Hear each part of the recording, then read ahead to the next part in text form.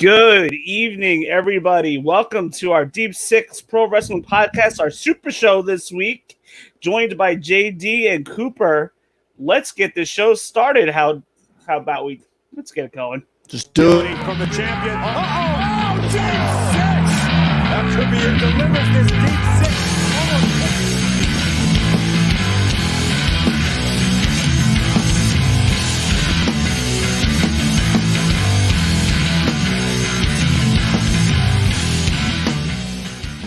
Gentlemen, we are week 10, episode 19. That's 10 weeks. We hit the double digits. That's a perfect 10. Sean Spears, where are you when we need you? Yeah. I really liked him as Ty Dillinger, man. I wish they did more with him. Besides putting the number 10 intro to the Royal Rumble? Yeah. Yeah, I think that's the only memorable thing he's ever done. And on the main roster, yeah. So we have a lot to cover tonight. We'll be joined by Randy and M from the Wednesday/Thursday night crew that covers AEW in just a short while. But let's kick it off. Let's start talking about WWE Monday Night Raw, how don't we? Can we just fast forward to the Dynamite? Can we do that? It wasn't all awful. Hey, listen, if any of you fans don't want to hear us talk about Raw, you can fast forward to somewhere about the 1 hour mark. Is it going to take that long? Really? It very well could. Very well could. But, alrighty. So, pretty interesting week of wrestling. But WWE Raw, this is the third week of the Bruce Pritchard era. Good show. Not great. Not bad. Mediocre. I give it about a 5 out of 10. 5, maybe. Yeah, I would give it about a 5 out of 10. See, man, a company that with that much wrestling history should not be pulling 5s. Their shows should always be better than a 5. Right. And, absolutely. I'm not like a huge Paul Heyman guy, but I'm about to get the shirt that says I'm a Paul Heyman guy because that's how this Bruce Pritchard era is going for me. I don't like it. It's a little too cluttered. I know we'll delve into that a little bit, but you have storylines that are overlapping each other, so it's kind of hard to understand where things are going right now. Right. So the storytelling aspect of it, Bruce is all over the map right now, and we're trying to dissect that, and we're just kind of at a loss right now. A lot of crossover, too. Pretty much. And that's part of the issue. Seen Sasha and Asuka crossing over into NXT, and you basically have Sasha on all 3 brands right now. Yeah, I mean, and then Sasha's teaming up. You got champion tag team matches and things like that, and Asuka's with Drew, and Dolph is teaming up with other people. Just why? The storytelling makes zero sense. It's like Teddy Long is general manager here. See, that's where I say at this point, just get rid of the brand split then. Oh, if we're going to move people around, let's get rid of the brand split. Yep. Right? Only have the split with NXT and main roster, right? Yeah. Because they are essentially different, where one's considered like the minor league, if you will. Developmental. Yeah, there you go. So only have that split, which makes sense on why the main roster would come down and work with them. Again, because it's developmental, it works. But then get rid of Raw, SmackDown, make it just WWE. You can bounce on Fridays, Mondays, wherever you want to be, and it will make sense then. Yeah, and Jay, I agree with you 100%, Jay. But honestly, I think it's behind the scenes that's the reason why it's not done, because I think USA and Fox are in a pissing contest with each other, and they only want certain people on each show, on their show. And all the more reason to get rid of the brand split, because then you can do that much easier. Yeah, let me tell you, it'll save the women's division, and it'll save the tag team division. Oh, absolutely. Yeah. It'll make the mid card mean something, because then you can just merge them titles together, right? Have one tag team champion, so you don't have one for each brand. Same thing with the women's. You only have one. Let them bounce back and forth. It would just streamline, and everything would make sense. the women's tag team division might actually get a little bit of a revival. Right, because now you have a full roster to work with on the women's side. I think I'd still keep the U.S. and the Intercontinental title separate. That way you've got where you have a massive roster. Not every single title's merged together, but I would definitely get rid of the Universal and you get rid of the Universal title and just make a WWE champion, a unified champion. So, but then you might run into the issue of they've done that 2 other times already. Maybe. I know. Oh yeah. I mean, walking around with 2 belts. But they would just lend to the problem. Then which mid card belt is the premier versus the other? Would it be the US? Would it be the IC? I'd say probably IC. I mean, that's where the US title was a WCW title, and that's what people most remember that for. Yeah. The Intercontinental title would have more prestige to it. So then I would say just get rid of the US title. I mean, because actually that stemmed from the NWA era, worked its way into the WCW, and then WWE adopted it. So yeah, get rid of that one. We don't really need a US champion. Not really. It can get very convoluted at times. I mean, I don't think there's a need for a brand split anymore, to be honest. The women's and tag division is constantly hurting. And you know what? You have competition now. You have AEW and a different organization on TV, and you got WWE. So the whole purpose of the brand split to begin with was to kind of give it that competition feel because there was no other organization to compete with. But now, it's kind of like insulting to my intelligence, this whole Raw versus SmackDown thing. It's the same thing. It's the same umbrella. Now you got competition, do away with the brand split, and, start working on the women's division, the tag division, merge that all together. And this way, like you said, Jay, we have some a better flow of the storylines. NXT can keep its own separate brand. I'm cool with that. It needs to, actually. Yeah. It's just time to streamline the whole company, right? Because time to shake things up. Because the whole dynamic of wrestling has changed. Excuse me. Absolutely. They're more into the independent feel. So you need to streamline the whole thing. Yeah. Get rid of the brand splits. Like I said, there's competition. And that's what the fans want right now, is that small independent feel. Streamline it. That way you will compete better with the AEW. That's the only way you're going to do it. Well, we're going to talk about the cluster of things that are going on throughout the world of wrestling. A lot of different things going on. Some things that I've talked to Randy and Em about, but I haven't even talked to you about. But let's blow through Raw really quick, and then this way we can get to the good stuff. So Raw starts out with a WWE contract signing. I liked the start of Raw here. Starts right off the bat. We're in the middle of a brawl. I'm like, okay. So leave it to my imagination. I guess, some of the wrestlers came out, did their entrances, and then they just start brawling before they go on air. I was okay with this. And, we knew why they were brawling. It's just the feud that they're building. But I thought it was pretty cool. It was like a Jerry Springer type of thing going on. I was okay with this right out the gate. I see action.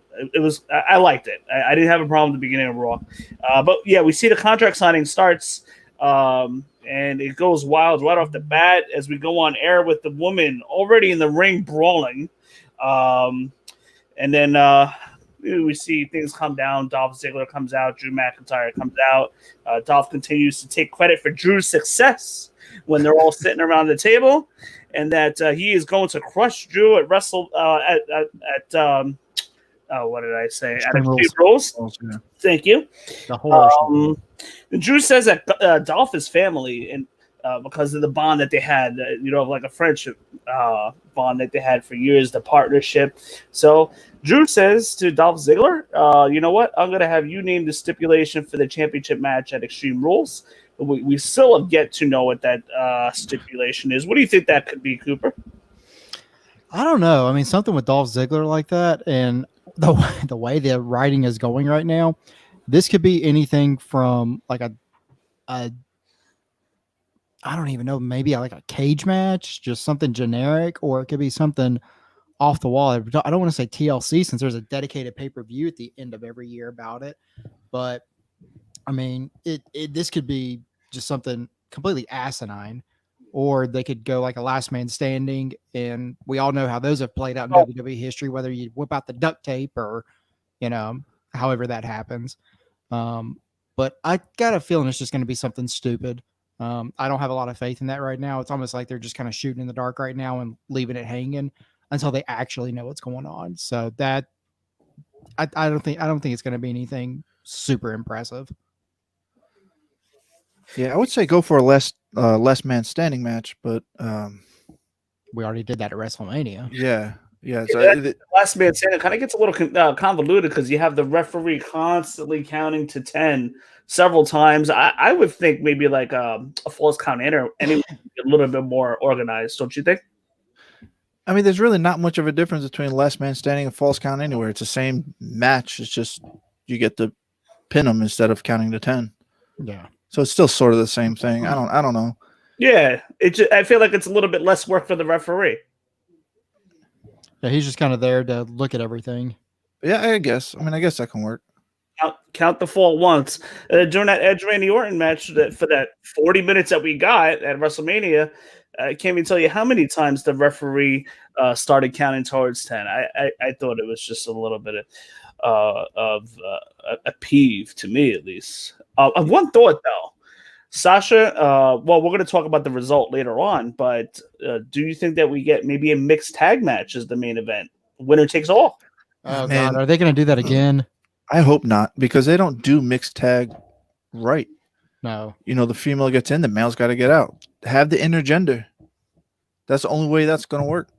Loosen up the rules a little bit there, yeah? Yeah, I'd say go full on intergender. So this sets up a champions versus challengers for the main event, which we're gonna see at the end of the night, which we'll get back to later on. Moving on, Big Show calls out Randy Orton, but we get an interruption from Angel Garza, Andrade, Zelina Vega, followed by an interruption by Ric Flair coming out and talking to the Big Show how he's a legend. And how he's a future Hall of Famer. But when Randy takes him out, that Randy Orton will be a bigger legend killer than what he was before. We see Ric Flair leave as Garza and Andrade threaten to come into the ring to attack the Big Show when the Viking Raiders come out to the save. What do you think of Ric Flair getting involved in this little feud that we have with Big Show and Randy Orton right now? Man, he doesn't need to be there. In this whole COVID world, he does not need to be there. Yeah, especially that. And to me, he's just, anytime he comes out now, for me, it doesn't advance the story at all. It's just, you get to see Ric Flair. He's a crazy old man kind of saying whatever he does. And then he's off air. Like it doesn't enhance anything for me. I am fine with Ric Flair on the mic there. I'm not comfortable seeing him on TV knowing that there's COVID-19 going on. Yeah, with his medical history. How many times that dude almost kicked it? Yeah. Yeah, that dude just died almost 2 years now? Like 2 years, yeah. Yeah, like dude had a hole in his intestine and it nearly took him out. Yeah. It's not really safe with everything going on. I mean, especially with we're hearing like there was some talent and fans that caught COVID-19. There's a lot. I don't know why Ric Flair is there at the moment. I don't know if that is the smartest move. But we get an impromptu match with Garza and Andrade versus the Viking Raiders. So we have a little something going on here between Garza and Andrade. But there was some dissension in the ring, and Andrade almost left the match. During commercial break, Zelina calmed them down, brought them back together, and Garza and Andrade pick up the win.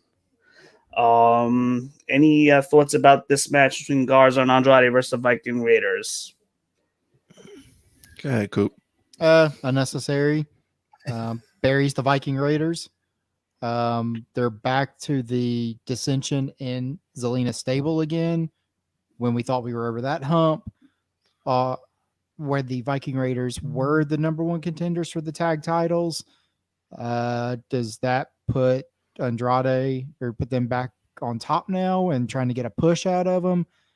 Again, more mudding of the waters from storytelling aspect and writing that nothing is clear right now. And it sucks. Yeah, I mean, like, why are we going back and forth with this dissension between Zelina's stable? It's either make them a stable or split them up. I feel like it's too soon. Too soon for which?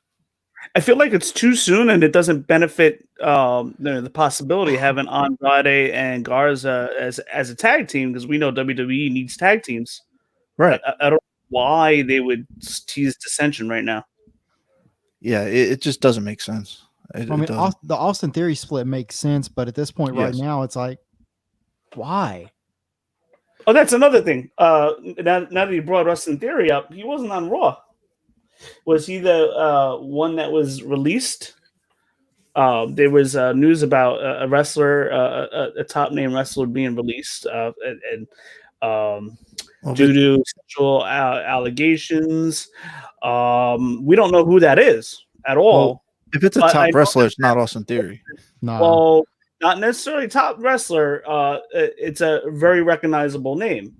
But Austin Theory has been heavily featured the past 2-3 months now, and he was missing with no explanation. Could he be one of the talent that has COVID-19? Who knows? I think it's more on the COVID-19 side. I don't think he's big enough to make the news. Yeah. Of the sexual harassment stuff. Yeah. Because then he would have been one of the few called out over Twitter, being that he's just not a household name right now.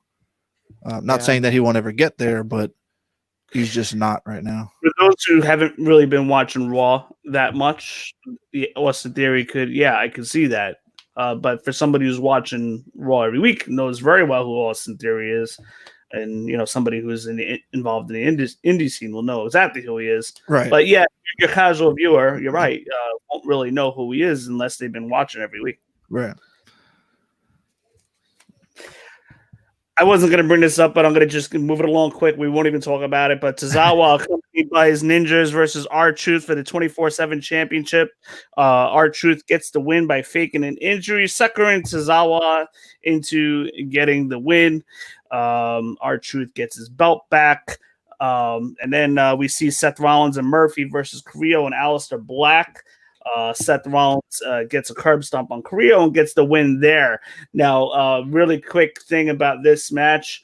We had Murphy and Aleister Black going at it. Let me tell you something. I can watch these guys in a one-on-one match every single week. How about you? What do you guys think about the pairing of these guys? Absolutely. Yeah, I agree. It's like it could be a future SummerSlam or a major pay-per-view headlining match. Yeah. These guys can work. Yeah, I can see that happening. I'll get on Instagram, and like whenever you go to like the little browse button down there, like I've seen people do photoshops with like Alistair holding the WWE championship and everything. And is this the future? It's like they're setting themselves up for it. Like there needs to be a fresh talent kind of get in there and take the reins and kind of be the main champion. Where we've had kind of the same people over the last couple years, whether it's Brock, Seth, Roman, everything's been kind of blah, if you will. I mean, we've got two fresh faces in there with Braun and Drew, thankfully. And they're where they need to be, especially Drew. But those two going at it, it would take a lot of building and buy-in, especially from the casual fans who, the only, WWE watchers. But those two could carry a card and be the match of the night. Oh, easily. absolutely. The way these guys work is just incredible. Like, give it to me all the time. Well, their styles complement. That's the thing. So whenever you have two people whose styles actually do complement each other, the moves are smooth. The bumps are viable, and you're sucked into it, and you absolutely love every second of it. Yeah, we saw a pretty good match there. I like the pairing of these four guys. Murphy being paired with Seth Rollins. Murphy's getting that rub every week. Carrillo slowly but surely is developing character. The more you feature him, he'll catch on as a household name eventually. Great match. Then the next thing we see is Peyton Royce versus Ruby Riott. I always like seeing Ruby Riott on my TV. Great worker. I think she should be featured a lot better, kind of more of a main event scene. Not necessarily Sasha, because she's got that program going on with Bailey and the tag. I would rather see Ruby Riott, challenging Asuka, but that's neither here or there. Anyhow, the match starts with a distraction from Billy Kay, giving Peyton Royce the advantage. Peyton Royce with an enziguri, followed by a spinning brainbuster, and Peyton Royce gets the win in the singles match. Yeah, I don't know why they're burying Ruby Riott. Like I just said, Ruby deserves to be featured more. Say that again. I'm sorry. Might be using her in the Natalia role to help get these other ladies over. Yeah. Still don't like it. Yeah, I don't like it. Yeah, she, like you said, she should be featured. She should be championship material. She's somebody different at that level. Like you said, she could work. I think she can talk. I think breaking her up from the Riot Squad was the right thing to do. But now they need to give her that push. Let them show what she can do, because she can go. It's like she was getting groomed for a while, and even the commentators are like, "This is a future champion here," right. And then she gets hurt, and the brakes stop on it. Yeah, which I don't know, man. I could see her in a good program with Alexa. I know Alexa and Nikki are kind of doing their thing, but it doesn't mean they can't pull her off for a one-off singles program. I don't know. There's so much they can do with her that I just don't understand why they're not using her. It's pointless. Oh, and not to mention, speaking of not getting used, Shayna Baszler. Yeah.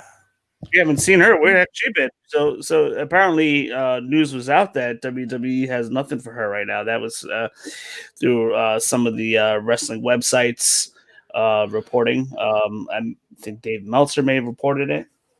So I was reading credit to WrestlingInc.com that Becky actually pitched to Vince to have Shayna take the title from her during their match, and Vince turned it down just to do the whole Money in the Bank turnover for Asuka,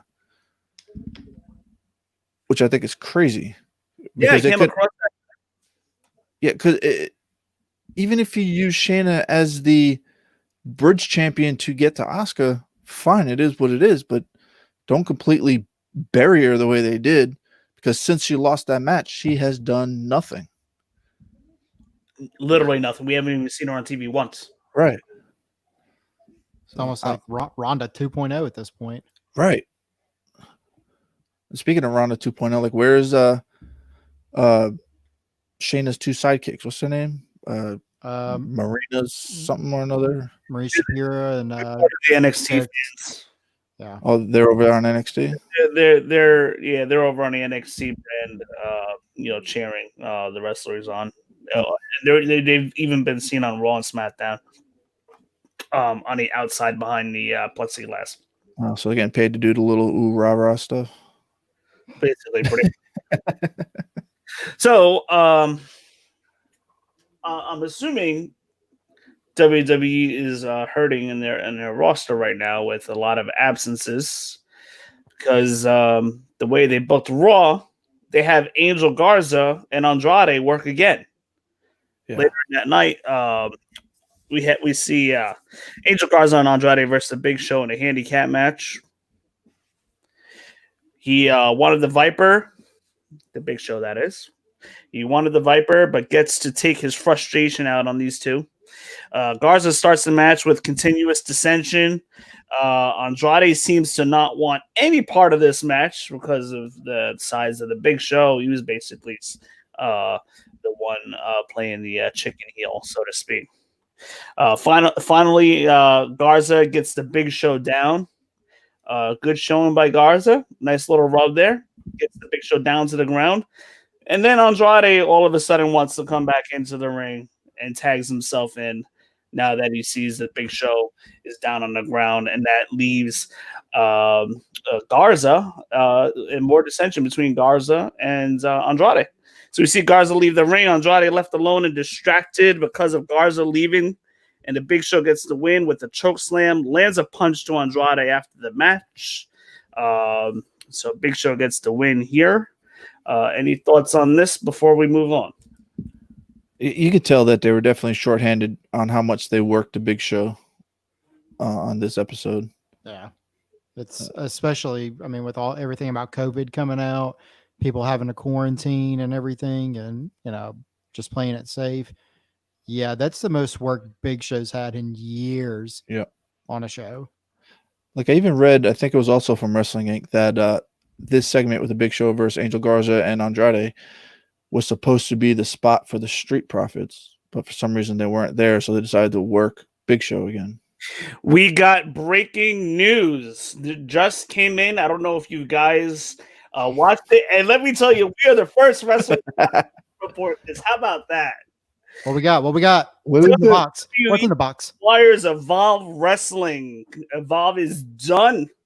I don't know what capacity Evolve Wrestling is going to play in WWE. Maybe they're going to go up through the NXT system. Maybe WWE is just using Evolve for the library. I can't really look into it right this second, but that just happened. The news just got texted to me. Courtesy of Rob Knowledge. Thank you, my friend. Just texted me the information. You guys don't know who Rob Knowledge is, but I know him from a group of wrestling friends who's more into the indies than anything, New Japan and all that stuff. And he even did some commentary for a smaller indie promotion. I think it was ICW or something from way back in the early 2000s. But moving on, he reported that to me, and wow, this apparently just took place. They must have paid Gabe a lot of money for that. Well, listen, I think this is like a Paul Heyman scenario where Paul Heyman, got absorbed by WWE and he's working for WWE. So Gabe, the same thing with Gabe. You know what, Gabe, if you're watching, I'm sorry, I'm not a fan of you, man. Really? I am not a fan. I think Gabe is one of the best indie bookers on the scene. Good booker, but not a great person to meet. But I get it. You're going personal. I see what it is. Oh yeah, absolutely. I know you're gonna watch this, so listen. I'm just telling you, face to face here, and being honest. I wouldn't say anything behind your back, Gabe, because I know you're gonna see this. So yeah, I did just find a couple details here on this. Give it to me. So according to, this is from PW Insider. Yes, WWE has officially acquired Evolve. This includes trademarks and the entire Evolve video library. WWE will be signing some of the talents, even though names are unknown right now, and Evolve will be added to the WWE network. Well, that's kind of cool. Yeah. So they're not completely burying the show, it looks like, or the promotion, but yet. Yeah, Vince is daddy right now. Yeah. What they should do with Evolve is kind of what Impact does with OVW. So if anybody doesn't know, Impact essentially owns OVW, right? OVW is run by what the dude, I'm drawing a brain fart with head. What's his name? Al Snow. Thank you. So they turned OVW, even though it's still an indie promotion, they turned it into essentially a trade school. So you go there to learn wrestling, but not just wrestling. You learn about the production, you learn about booking, and then it's still a feeder system for Impact. That's exactly what they should do with Evolve. That way, when the wrestlers come out of the ring, it's not like they're SOL. They can get in on the production stuff. I know Vince likes to do that with some of his older stars that's giving them money, but use Evolve for that exact reason. So I think that would be awesome. Like, that's one of the things I really love that Impact does. You know, they basically set up their wrestlers for their future post ring. So yeah, it's weird that the acquisition just happened, because one thing that I saw, this also came from Wrestling Inc. Vince McMahon's net worth and his wealth has increased by 10% since the pandemic started. I heard about that. Yeah. Yeah. So the guy is still making money hand over fist. So it's like, I think his wealth increased from 1.6 billion to like 1.77 billion. So yeah, he's making money. He's not hurting during this pandemic either. It almost seems like by him bankrupting the XFL, all of a sudden he's got more money than what he had prior. Like, he tucked and rolled on the XFL. Oh yeah. So that was some Vince McMahon, he's eating. Yeah. He's not starving, even though those wrestlers are. Yeah. Well, yeah, that too. Yeah, even though he dumped all that stock for the XFL last year, and everybody's like, "Oh, damn, he just lost $500 million." No, dude's not hurting whatsoever. Right. Well, so that was pretty big news, and you heard it here first. We're the first podcast to bring you that news. Yes. And I love that happens. That was kind of unexpected. I love when something pops up like that. Yeah, that's awesome. I just hope Vince does right by him. You know what I mean? Like, yeah. Hey, listen, we'll see how what kind of role Gabe. I mean, Gabe has kind of been working along with WWE anyway for a little while now. It's my understanding. Yeah. Well, I mean, backstage, different things. NXT, I think he was working with. All right, we'll see. Just Apollo Crews versus MVP, and Tom Phillips made sure that you guys know that it was presented to you by State Farm. Like a good neighbor, State Farm is there. Unbelievable. Yeah. Shut up, Tim. You get a distraction by Bobby Lashley, leads to MVP getting the win here. We have a little rift going on the past couple of weeks with Apollo Crews, trying to be with MVP, trying to get Apollo Crews to join him as being his manager. But Apollo Crews is wanting none of that. It looks like maybe they were going to go in the direction of MVP to be the manager of Apollo Crews, but now it looks like they're steering away from it. So I'm not really too sure what is happening here, and I don't even think Bruce Pritchard even knows.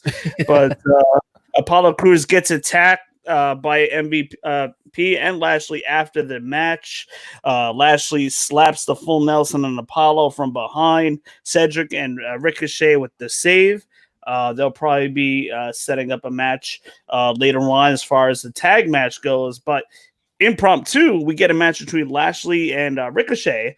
We haven't seen Ricochet on TV in like 4 weeks, maybe. Yeah, that's another one. I don't understand why they bury him like that. I wish I knew. I mean, we don't really know what goes on behind the scenes there. Ever since that match with Brock Lesnar. Yep. Great match here, though. I liked it. Lashley's been working very well. He's catching on. He has momentum. I'm trying to forget about all the stuff that WWE did with Lashley last year.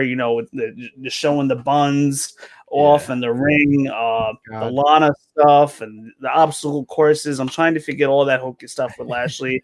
I think the way they're using him now should have been the way that he's been used the whole time. But he's believable as of now. I hope they keep up with it. That this is the Lashley that I like. We're not going to get the charisma out of him, but maybe we can get that that aggression that we've been seeing out of him. I like that. Great match. Lashley gets the win here, and then moving on to the main event, we have that Champions vs. Challengers match. We have Drew McIntyre and Asuka versus Dolph Ziggler and Sasha Banks. Congruent storylines going on here. 2 storylines going on at the same time in the same match. Cooper, would you like to take this away? Probably don't want me to. I mean, yeah, it was a decent match, for what it was. Sasha's in the ring, like she's staring right up at Drew McIntyre, just talking smack. And, there's a little slapstick comedy. Dolph is kind of teetering on the outside, and Drew just, pardon my French, but just bitch slaps him. And then, Dolph is talking smack again, and Drew breaks his sternum in half with a knife edge chop I've never heard before. So I mean, it's just kind of, Dolph has always been, he is the show. He's a showman. So I mean, there's a little bit of over the top stuff when it comes to Dolph and his antics. So I mean, it felt like it was more of that. I don't feel like it really progressed the storyline. Maybe the Sasha and Asuka side of it with how the match ended. Other than that, it felt like it was just a time filler. Good action in a ring. It was kind of just there, though. Like I said, for what it wasn't awful. You have your top stars, mostly top stars. Dolph is still kind of building back up and everything, but he's always been able to go. So I mean, they're still going to deliver when they need to, but still, it's just for what it was. Yeah, and I kind of like the idea of having congruent storylines working together like that. I think it's an interesting idea. Gotcha. It adds a little difference to it. Makes the match mean a little bit more, I guess, because now you get to see the 2 storylines just kind of working together. Right. So it's a different flair, but like I said, it's good for what it was. Yeah. We see Sasha Banks arguing with Drew McIntyre, getting in his face. Asuka dropped her with a kick to the head. We see Ziggler throw McIntyre head first into the ring post. This is now segueing into the end of the match. Couple false finishes here, which was pretty good, pretty well worked, I thought, between Sasha and Asuka. Drew was already knocked out at this point. Asuka puts the Asuka lock on Sasha, but Sasha counters with a back roll over her neck into a pinning combination for the win. Pretty good match here. I want to ask you guys this. What do you guys think of Sasha Banks lately? I think she's got some momentum. She's got a good look. I feel like she's catching a little groove here. Yeah, I'm just still over her.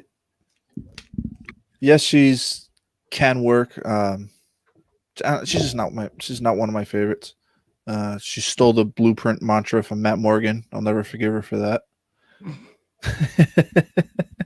She didn't even ask permission.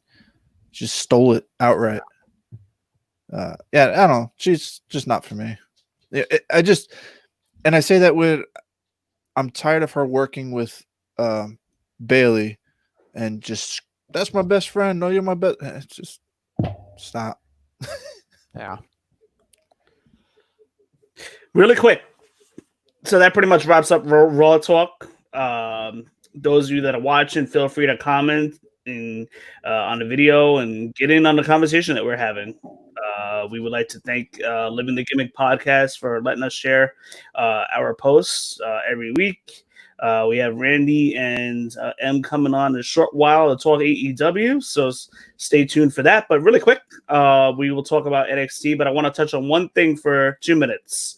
WWE apparently is interested in Tessa Blanchard. Jay, Cooper, what do you guys think of that? She's not going to work in their model. No. She's an indie star. Unfortunately, over these last 2 years working with Impact, the way they've treated her, and they've treated her well. I mean, who else is going to make a woman their main title holder, right? And she's good. She's very talented. I would dare to say that she's probably the best female wrestler in the world right now. But that has gone to her head. The way she treated Impact, even though, yes, her contract was on its way out, you just don't fulfill your engagements that you need to fulfill. I'm always a proponent of you just go out on top because you never know if or when you have to go back. Just the way she works, the way she talks, she loves the intergender stuff. She doesn't fit in a WWE model. I think she's more of a proponent for the AEW model. But even with that, I don't know if AEW would take her because her ego has grown that large. Yeah, she would clash way too bad with the locker room. I think Charlotte would punch her square in the face if push came to shove, just to put her in her place. And Vince would fire Tessa before he touched Charlotte, having her do that. Yep. Yeah, not to mention, like Jay said, the model that they have for the female superstars, she doesn't fit too well into it. It'd just be a bad combination. And trying to shoot her up the ladder, I think that would have a lot of bad taste in other women wrestlers' mouths in the company. And that might create a little bit of bad blood and separation in the locker room. And that wouldn't help anything for the company. Let me tell you, the match that she could probably potentially have with Charlotte, that's like an instant main event match for like a WrestleMania. It could be, but if those are two big, very names. Those are the two very big, two of the biggest women names that you can get in one ring, I believe. True, but can the egos fit in there? Right. You could be looking at Hulk versus Shawn at SummerSlam, and Shawn is overselling everything, and Hulk's standing there like, you son of a, and just trying to roll with it. And that could be Charlotte. Just, great. How am I supposed to work with this egomaniac? Right. And try to take the bumps. And, if Charlotte were to go over in the match, how would Tessa sell that? There's so many different aspects. Yeah. And I mean, if WWE felt that she fit their model, they would have taken her back when she was on the Mae Young Classic, right? That was only 3 years ago now, pretty much. So yeah, she did a couple of NXT stuff too, right? So that just leads me to believe that they already know she doesn't fit. I think it's just another talent grab to, they'll grab basically what they did with EC3, right? EC3 was hot in Impact. His contract came up, WWE grabbed him and did absolutely nothing with him. Now, let me ask you, WWE is indeed interested in Tessa Blanchard, reports, according to the reports. But do you think that WWE is looking to pick up Tessa Blanchard to block another organization from getting her? Yes, absolutely. Oh, yeah. I think that's a very strong possibility. Absolutely. I think it's AEW would definitely benefit from Tessa Blanchard, but are they willing to take her based on the baggage and recent problems that she's had? I don't know if they throw that much money at her. Yeah, I know Vince would. I guarantee if WWE for sure. If WWE signs a contract with her, there's going to be provisions in that contract, and just in case she's acting up or anything like that. See, that's where I feel like that's why it wouldn't work, right? Because if you can add provisions to her, she's with the way her ego is and the style that she even wrestles, it just doesn't work for WWE. No. I thought Impact is the home for her, right? Because Impact is pretty lenient on what it is to make you happy, right? Because Luke Gallows and Carl Anderson just signed with Impact. And the main reason why I did that, because Impact is like, all right, we'll give you what you want to be paid, but they're also allowing them to do New Japan dates. So like, man, this is a win-win. So it's not that Impact doesn't work with their stars. I mean, yes, they don't pay the money WWE does, but it's also a much smaller company. But they go out of their way to take care of their guys. Through this whole COVID-19 thing, all their wrestlers were paid. And nobody was laid off. Nobody was furloughed out. They got paid for as long as they could until they could start production again. and so on and so forth. That's where I think Tessa needs to be. But by her doing what she did, if she goes to WWE for the money, it's going to be the worst decision in her career ever. Well, we will see how this plays out over the next couple of weeks. I suspect. I mean, this is going to be a huge pickup for WWE. I believe. Again, if she can behave herself and everybody coexists, I think AEW would benefit more. To be honest, just because they're down a couple of women wrestlers right now. But moving on, we have the NXT Great American Bash to talk about. Kicks off with a number one contender match for the women's title. It's a fatal four-way elimination match. We see Tegan Nox versus Dakota Kai versus Candice LeRae and Mia Yim. Good match to start the show. Yeah. I think the match on the other brand was better to start their show, which we'll talk about a little later.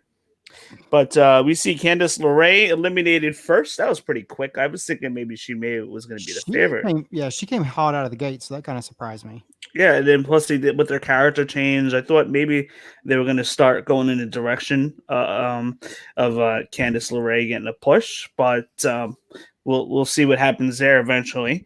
But we see Candice LeRae eliminated first by Mia Yim. Mia Yim still being featured pretty well here. Dakota Kai rolls up Mia Yim from behind, and Mia Yim was distracted because she couldn't capitalize after that finishing move that she hit on Tegan Nox.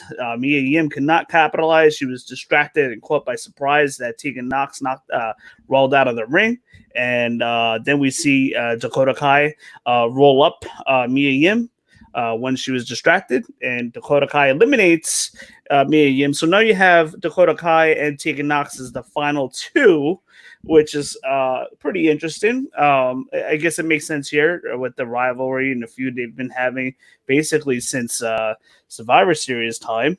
And then there was down to Tegan and Dakota Kai. Tegan Nox with the win, hitting the shiniest wizard on Dakota Kai.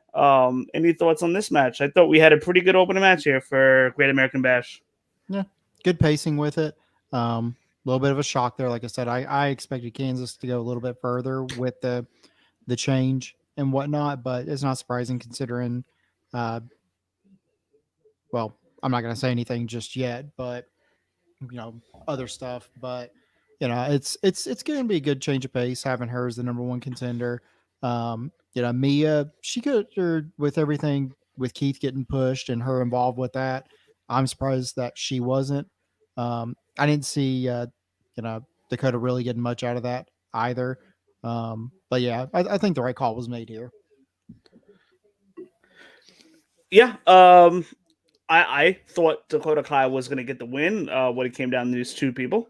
But hey, good for Tegan. I'm happy for her. She's been working hard for sure. Then we get Timothy Thatcher versus Oney Lorcan. These guys, man, this pairing, this was a great match. Hard hitting wrestling match. We saw some good catch wrestling here. A lot of stiff moves, chops, going back and forth. What did you think of this? I love that they just beat the bejesus out of each other because that's kind of their personalities are just brawlers. So I mean, it's just reverses, locks, just grappling and just striking and chopping, and then popping into the arm bar, and getting a nice little tap out, but keeping that heel persona that he had whenever he was with Matt Riddle, just kind of keep it in there and just look like a complete nut job in the middle of the ring. I love the toughness and the grit that Timothy Thatcher brings to his matches. We saw some great matches with him and Riddle, if you recall, a couple weeks ago. Yeah, I mean, it's like especially their backstage segments, it just turned into complete scrap and just, oh, here's a spot. Let's just have them just kill each other right here. Okay, why not? and it built for a good storyline. Riddle eventually came out with it, but it was good for what it was at the time. Timothy Thatcher wins with the armbar submission. Moving on, we had Roderick Strong versus Dexter Loomis in a strap match. Listen, we won't talk about it in detail, but the fans are just ridiculous in this match. Dear God. I don't know who is telling these NXT guys what to chant, but it just came off as horrible. The match was kind of a little slow for my taste. I'm not gonna lie. It was hard hitting. You got the use of the strap during the match. But it was a slow. I felt like the show started taking a little bit of dip, at least for my taste. Not your typical like NXT match. This is something that you'd probably see more on the main roster, I would think.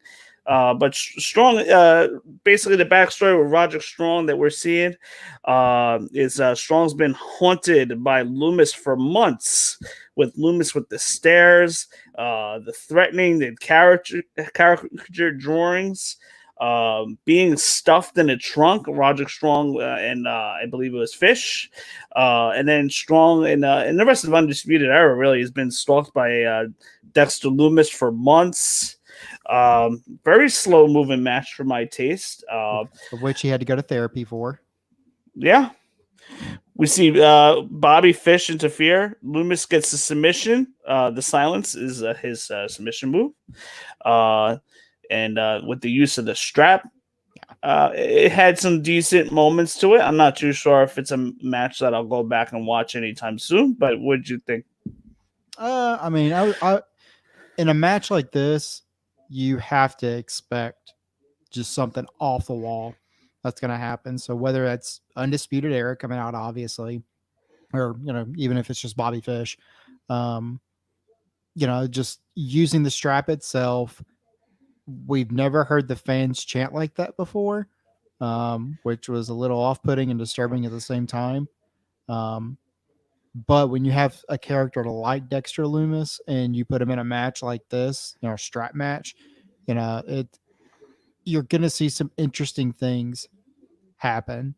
And for what it was, it doesn't have a lot of rewatchable value to it, but it was all right. I mean, Roderick walked away from their match last week, because he was just scared half to death and got counted out. And he had to face his nightmare this week. I'm not too sure where they go from here.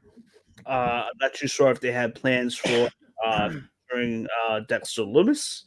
Pretty good character. So we'll see what we can do. I feel like WWE kind of lacks characters these days. So I think Dexter Loomis would be a good touch. Probably more fitting for the main roster. Well, they had that tease for a while that he would, because where he saved Dream during the NXT Championship match, the backyard or the backlot brawl, that they could be a tag team. Then everything happened with Dream, so he kind of got left out to dry. And it's like, what do we got to do now for him? So they kind of just, I guess they picked Roderick Strong to be the scapegoat of Undisputed Era and made those two the focal point of the rivalry. Next week we get a winner take all match. Keith Lee, North American champion, versus Adam Cole, the NXT champion. So I would expect a really good match there. I felt like the show started taking the dip halfway through in NXT. You had Io Shirai versus Sasha Banks in a non-title match. Why not have the title on the line here? Yeah, that does we know that the title would probably wouldn't change, but why not have the title match? Have this a match as a title match, just to add a little bit more importance to the match, considering that you have AEW, giving the best that they can for this week. But we had a very good match between Io Shirai and Sasha Banks. A lot of good spots here. Cooper, what'd you think? Yeah, awesome match between those two. I know Bailey and Asuka eventually were out there. But for what it was, it was a good match, pretty hard hitting. And Io is, if for people who don't watch NXT too often, she's a really undervalued talent by a lot of people. I know she's the champ now, but the girl can fly, the girl can move. She's kind of like Asuka, with her yelling and her antics, but it works for her. I buy into it. She where Asuka is a striker and more powerful, Io can do everything else like the springboards, the flips, everything like that. So it makes it more believable for her. So I was good with it. Good match. Excellent way for this week's version of the Great American Bash. Bailey has the ref distracted. Asuka shows up and sprays the green mist. Asuka shows up out of nowhere, sprays the green mist in Sasha Banks' face. And Io gets the win off of that. Oh, by the way, we had a special appearance at the during this main event. Oh gosh, we had Ryu. We had Ryu. Maivia show up with Bailey hold Ryu Maivia. For those that don't follow Sasha Banks on Instagram, Ryu Maivia is the dog. I love that dog. Oh, dear Lord. So he finally makes an appearance on camera. That actually may have been my favorite part of the night. Hey, listen, NXT was a good show. Like, it met your typical Wednesday night. I was expecting better. More effort, more of an importance to these matches, like we saw on the other brand, which we'll get into in just a moment. I was again, if you follow Deep Six Pro Wrestling Podcast on Twitter, you can kind of see me. You see me going back and forth a little bit, arguing with these guys, saying NXT was way better than AEW, and I have to respectfully disagree. It's each week is a head-to-head contest. Chris Jericho and Sasha have battled on Twitter about ratings and everything, and it's good head-to-head competition. I like watching it. I like them going back and forth with it. So let's see who can come up on top each week, and we'll bounce back and forth on it. Yeah, apparently NXT won the ratings war this week. I believe it was about 7.8 and change to AEW's 7.0. I'm sorry, 0.74. So less than a million. And NXT with 0.78. But AEW won every single geographic geographic, male and female, except for demographic. Thank you. Except for the 50 and over, where NXT won by a landslide with the 50 years old plus demographic. I have no idea how or why on that one. I guess traditional. With the tagline of Great American Bash, that's a lot of people's childhood and everything from the WCW days. So I found that pretty interesting. I mean, listen, as far as the Wednesday night goes, and before we get Randy and M here in just a couple moments, Jay, maybe you can chime in on this. Do you consider AEW and WWE in a war right now? No, I don't. I think they're just on two completely different planets at this point. They don't even compare, to be honest with you. And I don't really watch NXT, and the reason for that is because Wednesday nights, AEW just grabs me. Their storylines are better, their characters are better, and I know NXT is good. I'm just so burnt from the bad Raws that I don't even want to switch the channel. I want something that different.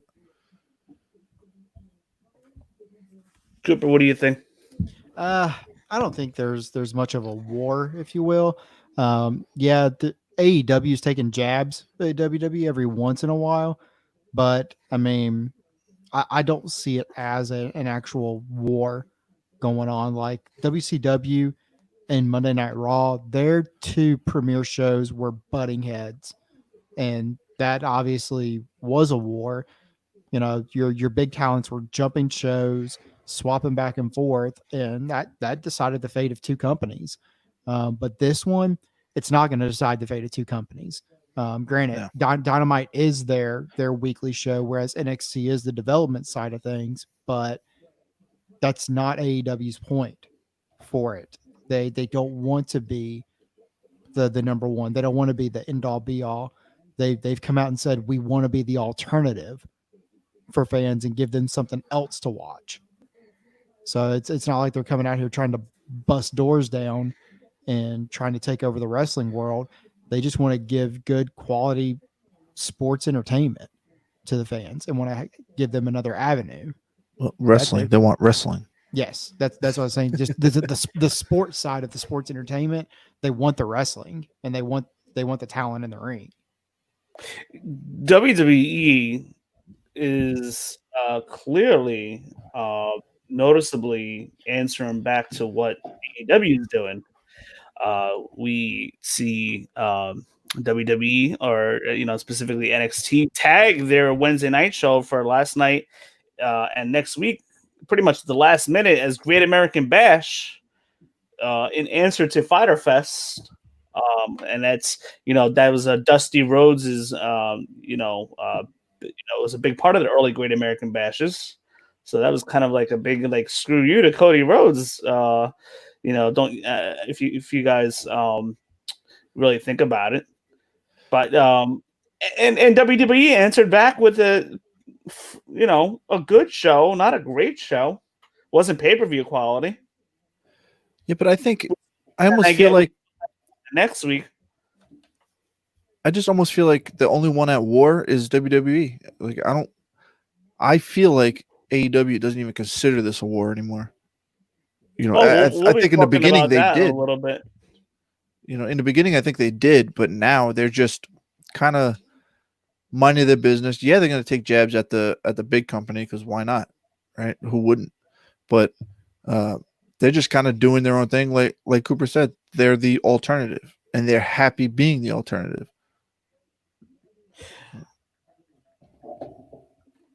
I think the war really starts when you're beating Raw ratings and SmackDown ratings and taking away more a margin away from the NXT crowd onto AEW. So once you have AEW start getting into the between 1 and 2, now I feel like we can really start talking about a ratings war. That was going to be my thing. Was they have to at least double their viewership in order to be a remote threat to Raw or SmackDown or Raw whatsoever.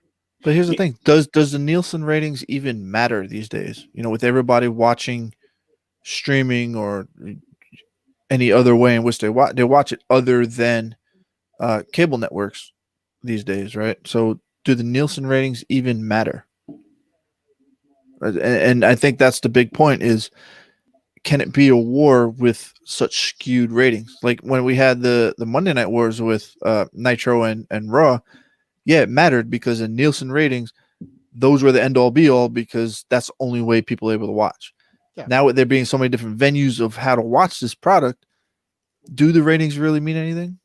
Yeah, because you could count streams from Hulu or TNT.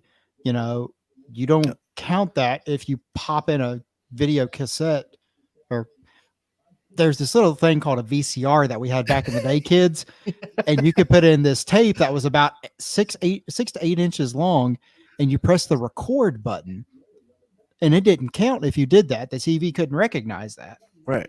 So yeah, if you weren't watching live, you didn't count. Right. And DVR, how many people DVR things these days as well? Oh, yeah. That doesn't count towards the Nielsen rating. So no. Again, does it really matter? Yeah. We are going to bring in Randy from Back Sports Page. We are hanging on a couple more moments before we start discussing AEW when M arrives. He's just a couple more moments away from being on. But Randy, I'm going to get you in here right now to get your thoughts on is WWE and AEW in a war right now. Are we seeing the beginning of a ratings war? Let's hear your thoughts. Welcome, Randy. Good evening, gentlemen. Jay, I love the fact that you're in Florida right now with the Dynamite background. It shows that you're dedicated to be there during this pandemic. It shows heart. It shows dedication. He's sitting in a ring. Literally, you were in the ring waiting for Cody. You are the next challenger for Cody's TNT champion. I'm all in. He said open challenge. I'm here. I'm waiting. Listen, I'm going to be real. By the way, I just want to show. Cheap plug, Jay. Excellent job. I'm wearing the gear. I'm going to shill the shirts. Check out Deep Six Podcast on Facebook. Okay, sorry about that. This is me being the host guy that I am when I'm not here with you guys coming out of me. Okay, listen. I'm going to throw reality at everybody because this is what I do. I tell the truth. Jay knows this. Wayne knows this. All right, Paul Heyman. Listen, will you please? This is a spoiler, my friends. I'm going to tell you because I am the advocate for the reigning, defending, undisputed WWE Universal Champion, Rock. Okay, sorry, that's too much. I went too far. So listen, and here's the reality. AEW announced Fyter Fest weeks ago. Vince McMahon is a very, very petty man. Who wants to win at everything. I'm going to tip this to another sport for a second because, again, I am a sports guy. So anyone who's watching this might understand this analogy a little bit better. If anyone has saw The Last Dance on ESPN, chronicling Michael Jordan's last year with Chicago, will understand that Michael Jordan is a competitor and he was finding reasons to get himself motivated to be the best. I think in some ways, not that the WWE product has been great on any stretch since 2006, 2007, and even then was questionable how great it was. Yes, I'm being very critical. Sorry. But I think that Vince McMahon looks for victories even when he is losing. So for them to come out here and say, hey, AEW is doing Fyter Fest, we need to do something that's going to combat that because they hate the fact that the buzz is over with AEW. AEW has owned the buzz because what's been going on is for the longest of times, WWE has been the only show in town. What made WCW such a big competition for WWE is when Scott Hall showed up in that ring saying, yo, we're at war. That was a big boom, and everyone went from WWE going, oh, look what's going on over here between that and Nitro. I think that AEW has made a splash, and Vince doesn't like it, and he's losing some of his better performers, and on the way out, they're criticizing him because of the process that they have going on. Look at Jon Moxley. Went on Jericho's podcast and had a tirade letting him know how bad the creative system was. You have Chris Jericho sitting there saying, I can only be there a couple months at a time of the year because the creative process exhausted him. You have FTR now, or the former Revival now there because they didn't want to wear stupid outfits or whatever the situation was. They wanted to be wrestlers. And I think I've said this on the AEW program so many times. AEW is a wrestling promotion that is on TNT, whereas WWE is an entertainment company that produces a pro wrestling show. But they're more interested on their toy line. They're more interested in their WWE studio movies. They want to be an entertainment conglomerate. Do not be surprised if Disney eventually buys them because it's something that Disney would do. So I'm just making that point that AEW is a pro wrestling company, and if someone is making a bigger noise than Vince McMahon, he's going to want to try and squash it as much as he can. So not that I'm a part of anything. So, but I'm just saying this is the reality of it. And Vince McMahon is a petty man. There's no reason why this Great American Bash themed NXT show happened when AEW announces Fyter Fest. I'm sorry, it's a long-winded answer. I think I had a couple points in there, but I'm just bringing that up. Go ahead. Hey Randy, I got some. That was really good points. Thank you so much. We breaking news. This is kind of news that we saw coming. We are the first wrestling podcast that broke the news. Pat on the back. Absolutely, that happened about 45 minutes ago. But WWE purchased Evolve. So that happened, Randy. Cooper, would you like to shed light on that one more time just to catch us up? Yeah. So basically, they have purchased the company. It's official. They have the entire library now. They will be bringing over some of the wrestlers, but the names are unidentified yet as to who they're going to be signing. And it looks like Evolve is going to end up on the WWE network itself. It didn't specify whether that's any TV programming under that name or just the library itself getting published there. It just says it's going to be there. I can tell you though, there's something that I have said on this program many of times, and which, by the way, I have to say one thing. I'm sorry. Can I just say one thing? Other thing with AEW, by the way, and it's a cheap plug for Back Sports Page, if you don't mind me saying it. Go for it. Back Sports Page is officially a certified media certified to cover AEW, meaning that we got the okay from AEW management to be covering AEW on a full-time basis. So I would be very more in depth of what's going on with them. But I'm going to say one thing about Evolve, and this can go with AEW and Impact and some of these independent promotions, ROH as well. I think they'd be stupid not to get involved with the WWE network. And I'll tell you why. It's a target audience. It's a wrestling audience. It helps their product out more, because how many people are who own the WWE network is like 2 or 3 million people. ROH is not drawing that many people to their TV shows. Evolve is not drawing anything like that. So if WWE was smart, they would sell some of that network time to those wrestling promotions, to Ring of Honor, to Evolve, to any wrestling promotion out there. It'd be smart to do. Jay and Cooper and Wayne, I don't know if you guys noticed, but TNA Impact has their own on-demand channel. Yeah, Impact Plus actually have it. Impact Plus, and they have many different wrestling promotions putting their video footage on there. Yep. I think it would be smart for WWE to take that shield down. No pun intended for Roman, Seth, and Dean when I say the word shield, but it'd be smart for them to take that shield down and not be at war with everybody and help, because if competition is a healthy thing, and not only that, but I think if you allow a Ring of Honor in, you allow Impact in, you allow some of these other promotions in, think of the video library. When you do make your DVD sets, you have the full history. If WWE would make a deal with Impact, think about that AJ Styles and Samoa Joe DVD that would come out. Yes. Think about that. That would be amazing. But we're not there yet. We're not there yet. This is a step where WWE is just gobbling up another independent promotion because the management just doesn't know how to monetize it. They don't know how to produce it. I've heard Paul Heyman say the choke points of business before. If you have to have distribution, you have to have the financing, and you need to have a product to sell. So those are the 3 points, the 3 choke points of business, right? You need to have a product, you need to have the way to get your product out there, and you need to be able to finance the product. Yep. So that's what it is. So Evolve didn't have the opportunity to do that, and they sold it to WWE, and this is what's going to happen. Yeah, you make very interesting points there, because that would be the best. WWE wants to be an entertainment company. That's the way to do it, right? Because there's all this buzz on PWG. I can't watch PWG being an East Coaster.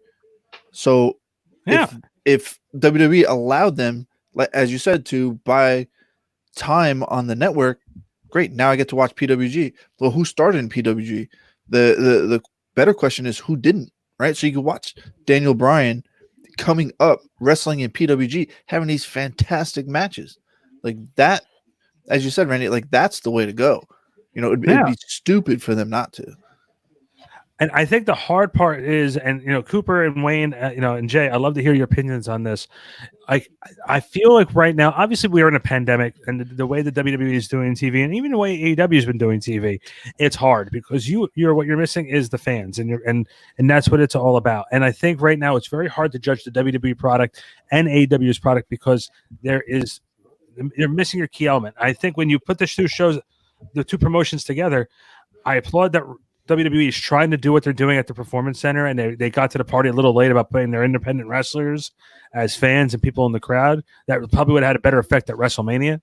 But I got to tell you something. AEW is really done a great job of making your product. It doesn't have to be as polished as WWE is. I think WWE over polishes their product, and they over script it and they overproduce it, and I think it just really hurts it.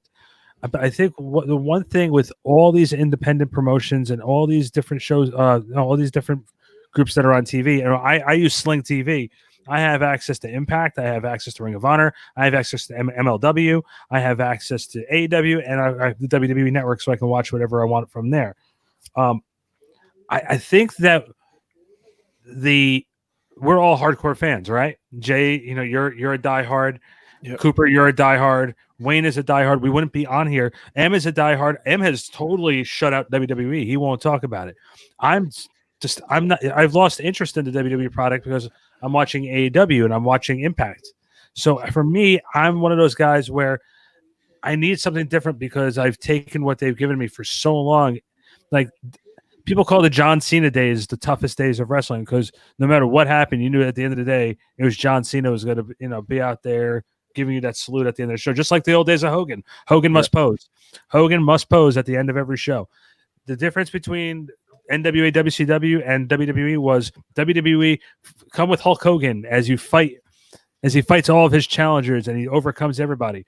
Whereas the WCW NWA was follow the journey with Sting on what he has to go through to get to the top. Compelling television.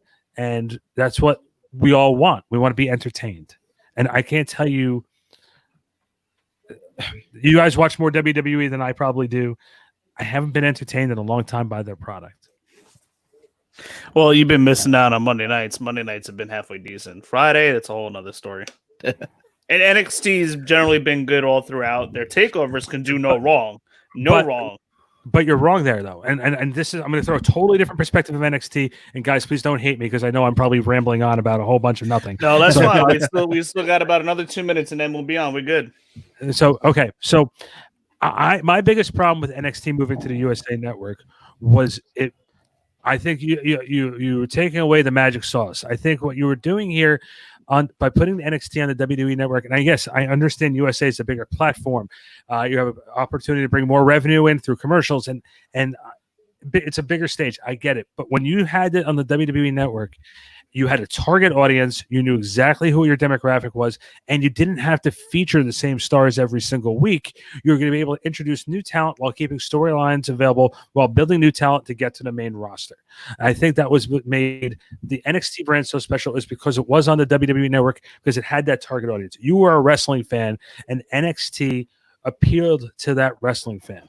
And that was my biggest gripe about it going to USA was it was going to be a commercialized product, and that's what's starting to turn into. I know it's turning into a third brand, but I really enjoyed it more as a developmental territory, because you were able to watch these guys grow and have some great, not only great matches, but the wrestlers were not overexposed.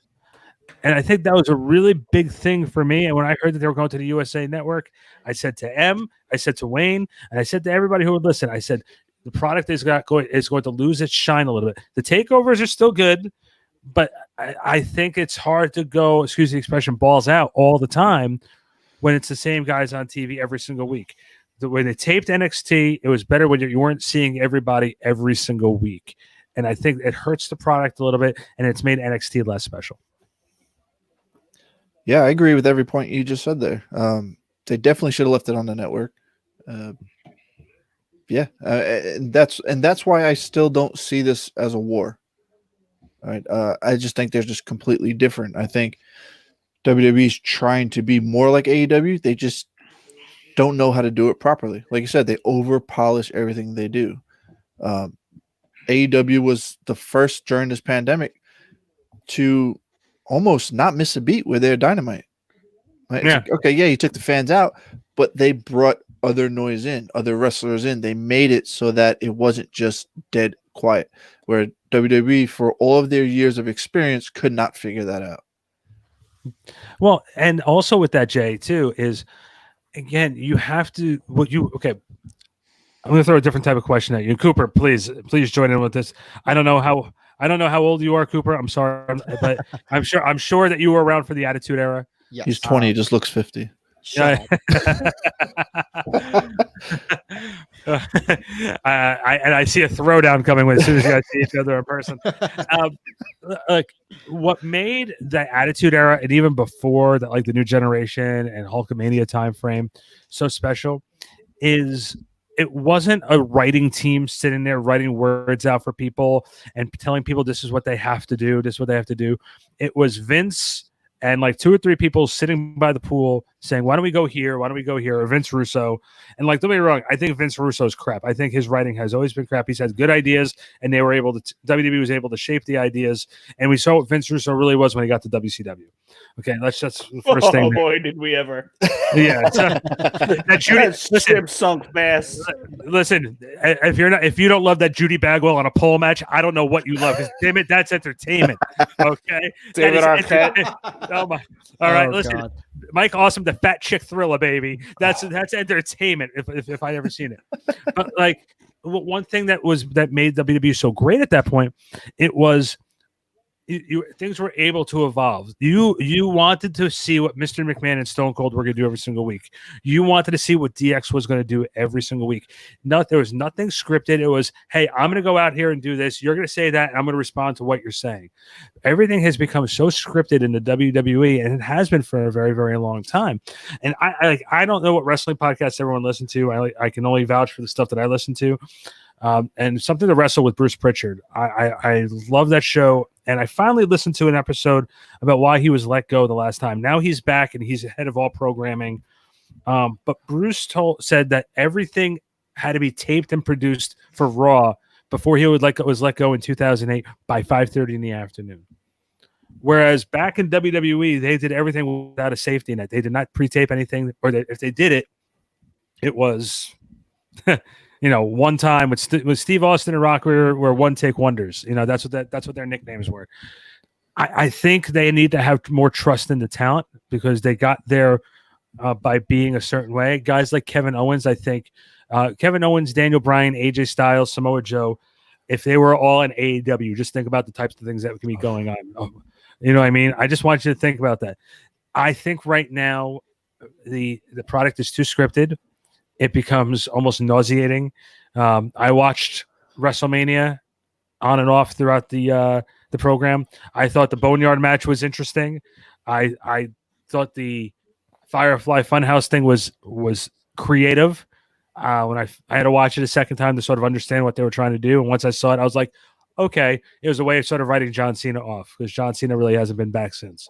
I think that, and I think that. We're talking about guys like Drew McIntyre, who a guy from 10 years ago would be like, meh.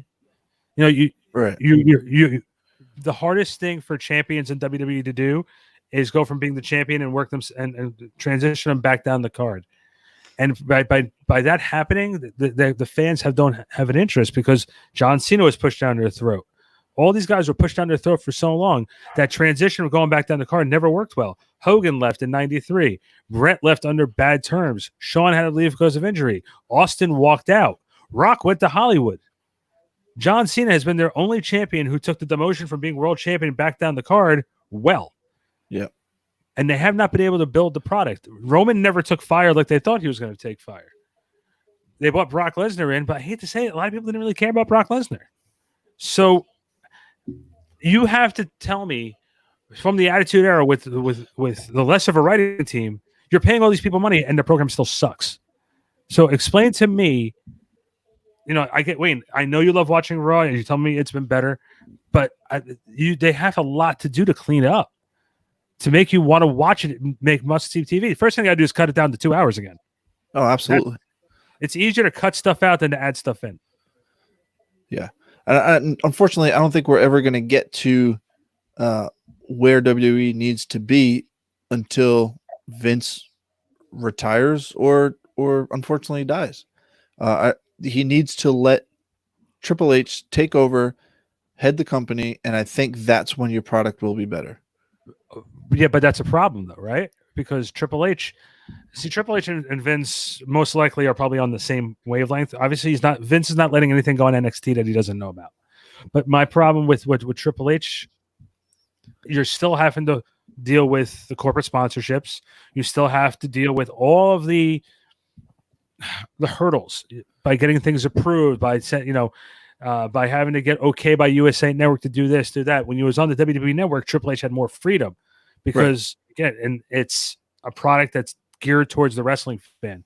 In WWE USA Network, you have somebody who's a 50-year-old here, then you have a 25-year-old here, then you have a 12-year-old here. You have to try and appeal to all audiences. AEW appeals to the wrestling fan who's probably 14 all the way up to like 75.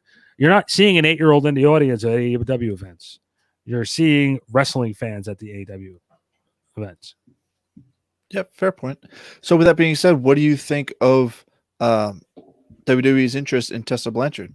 Being a fellow Impact guy, you know what she's done in Impact. How do you feel she fits if she does take the money? I wouldn't. I think she has to spend some time in wrestler jail for a little while and understand that she has to. There's no talent that's bigger than any organization, and I think the amount of publicity that and push that Impact gave Tessa, and she didn't really respond back to it. And like, let's be fair, during this pandemic, it's hard to travel from Mexico back to the United States. Oh, of course. Okay, let's be fair. But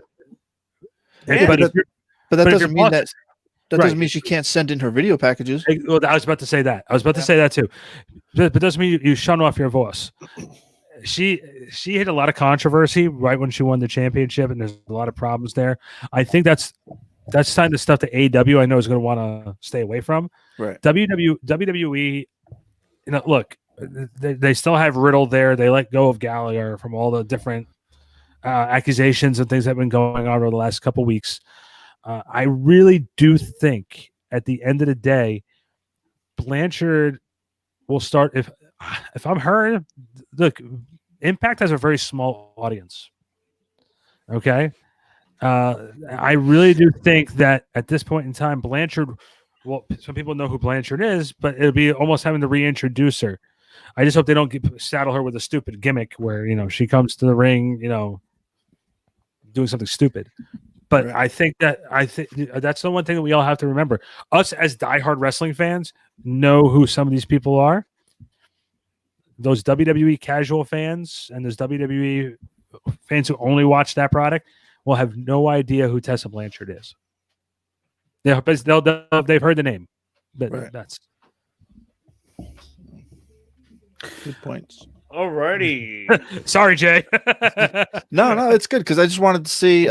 Sorry, Em. I know you want Wayne. I know you want to get Em in here, but I just want to see your thoughts on it because Impact is not a scripted show, right? It's almost like a revamp of what wrestling used to be. But now, if Tessa does take the money, she's going into this overly scripted, overly produced show, and I don't think she can thrive in that atmosphere. She can't. And that's why RVD right now is re-thriving in Impact right now. Yeah. Well, I mean, it remains to be seen. Listen, they bring Tessa in WWE. If she's well behaved and turns over a leaf, she can really help out that division. Just think of the potential matches we could have with her and Charlotte. That's a instant, WrestleMania women's match headliner. She could definitely give a big boost to AEW. She has a lot of value. She got to get her act together, and keep in mind, she's only 24, if I'm not mistaken. She's got a lot of growing up to do in here. Yeah, well, she's also marrying Daga, so you know that they're gonna have to come as a pair. Now, listen, I'm more impressed that Jay's at Fyter Fest right now. He's just waiting. I'm just waiting. I'm just waiting for Fyter Fest Part 2. Look at him. He's just sitting there Yeah, I just wanted to start. I'm here early. I really appreciate the fact that they're allowing you to broadcast from there. That's very nice of them. Yeah, well, I paid them off. Oh, you got $1 million man money right there, baby. Alrighty, so we're gonna do something a little different here. Let's start with the second half of the show. Randy, thank you so much for hopping on. Jay, Cooper, we got a lot of AEW to talk about, but let's just take a quick couple second break. Why don't we? We'll bring M in. Agility from the champion. Oh, deep six. That could be it. Delivers this deep six.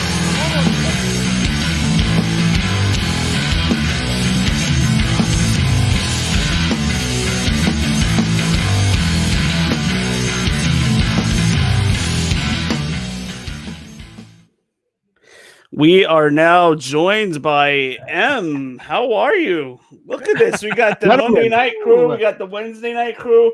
Turn dog, if you're watching, I miss you, bro. This is like Voltron, it's like all the 5 pieces are like coming together. I literally just have the Brady Bunch theme going through my head right now. Remember when we talked about if there was a war between WWE and AEW? Here it is. What's up, kids? Yo, I'm here. I'm in 2 states, man. I just ran from Jersey all the way to New York to do this. So, and man, are your legs tired? Yeah, tell me about it. And Em and I are promoting 2 different stables, so this is going to get wild pretty quick. Right? Oh my God, Ingobernables. Randy always laughs at me when I say L.I.J. Randy. How about that? L.I.J. Jesus Christ. M, how are you? You have to bring Jay involved with this, buddy. Oh, listen, he's got a great shirt on, man. M, how you doing, man? Anger. We're good. We're good. Like I said, I'm working a lot now that the store is back up and running. So I work 6 days a week, more than 8 hours a day. So I'm kind of tired. So I'm looking forward to Saturday where I can sleep in. Yes. Sleeping in is always good. And what he means by sleeping in is watching hours of New Japan. Pretty much. I have to catch up on the New Japan Cup. Don't get me started. Do you have I NJPW? got you, buddy. I got you, buddy. Of course, dude. I got up to, I think, night 3. And then I got so busy at work because sometimes I watch it at work or I watch it here when there's nothing going on. But it's been insane from the moment I get in to the moment I leave. Like today, I was supposed to leave at 8. And I had last-minute customers come in like every time I have to leave at 8. So it's like if you have to eat, like if you get a meal, that's when everybody shows up as well. So it's when it's time to go home and when you're trying to eat. He's getting ready to try that one slice of pizza, and then 5 people walk into the 5 store. people. Yeah, but at least they're bringing you money. So Yeah, no. That's why there's no complaints here. We got to stay open. Were you going to eat? No, I'm good. No, let's Exactly. Go. I put it away. No. So I have to ask this question to everybody here. I'm sorry for Wayne for stealing your thunder, but man, like if you see, like you have 5 out of the deep 6 right here, right? This is like the first. Yeah, this is like pretty cool. And Em, I know you were listening before. I just have to ask one question for want to piggyback off the things that we were just talking about before. I think that the wrestling business has gotten like it's getting healthy again. Do you agree with that? Something you and I have been talking about. I would say it is. I mean, it was healthy as hell last year, but COVID kind of took care of that a little bit. But it's coming back. Pre-COVID. Oh, pre-COVID, yeah, it was great. We're still seeing some good stuff right now, though. Like I said, NJPW started their New Japan Cup. I'm really excited about that. We have Fighter Fest. We had a Great American Bash, which came out of nowhere. Don't get me started on that, guys. Oh my goodness! You can't go on a worse rant than Randy just did. No, Randy, he tagged in today, man. He took it from me. He took the baton and he kept running. Randy, I've taught you well. Yeah, that was some good information right there. But blatantly obvious that WWE is answering back with the Great American Bash tag, which didn't even have a pay-per-view feel to it. It felt like a regular Wednesday night. What are Just they had a doing? name. Just had another name. Notra Unbelievable. Thomas. And I got people fighting with Thomas. me on Twitter, saying that the show was much better than AEW. Like, you kidding me? Get out of here. You know what's funny is that it actually did better ratings. I think by what, the 50,000? 50-year-olds pushed that over. Yeah, so there's a nostalgia thing, and they were smart to do it. Does it look petty? Yes, 1,000% looks petty. The bigger company reacting to the smaller company, but that's what it did, and it drew the people, so it worked.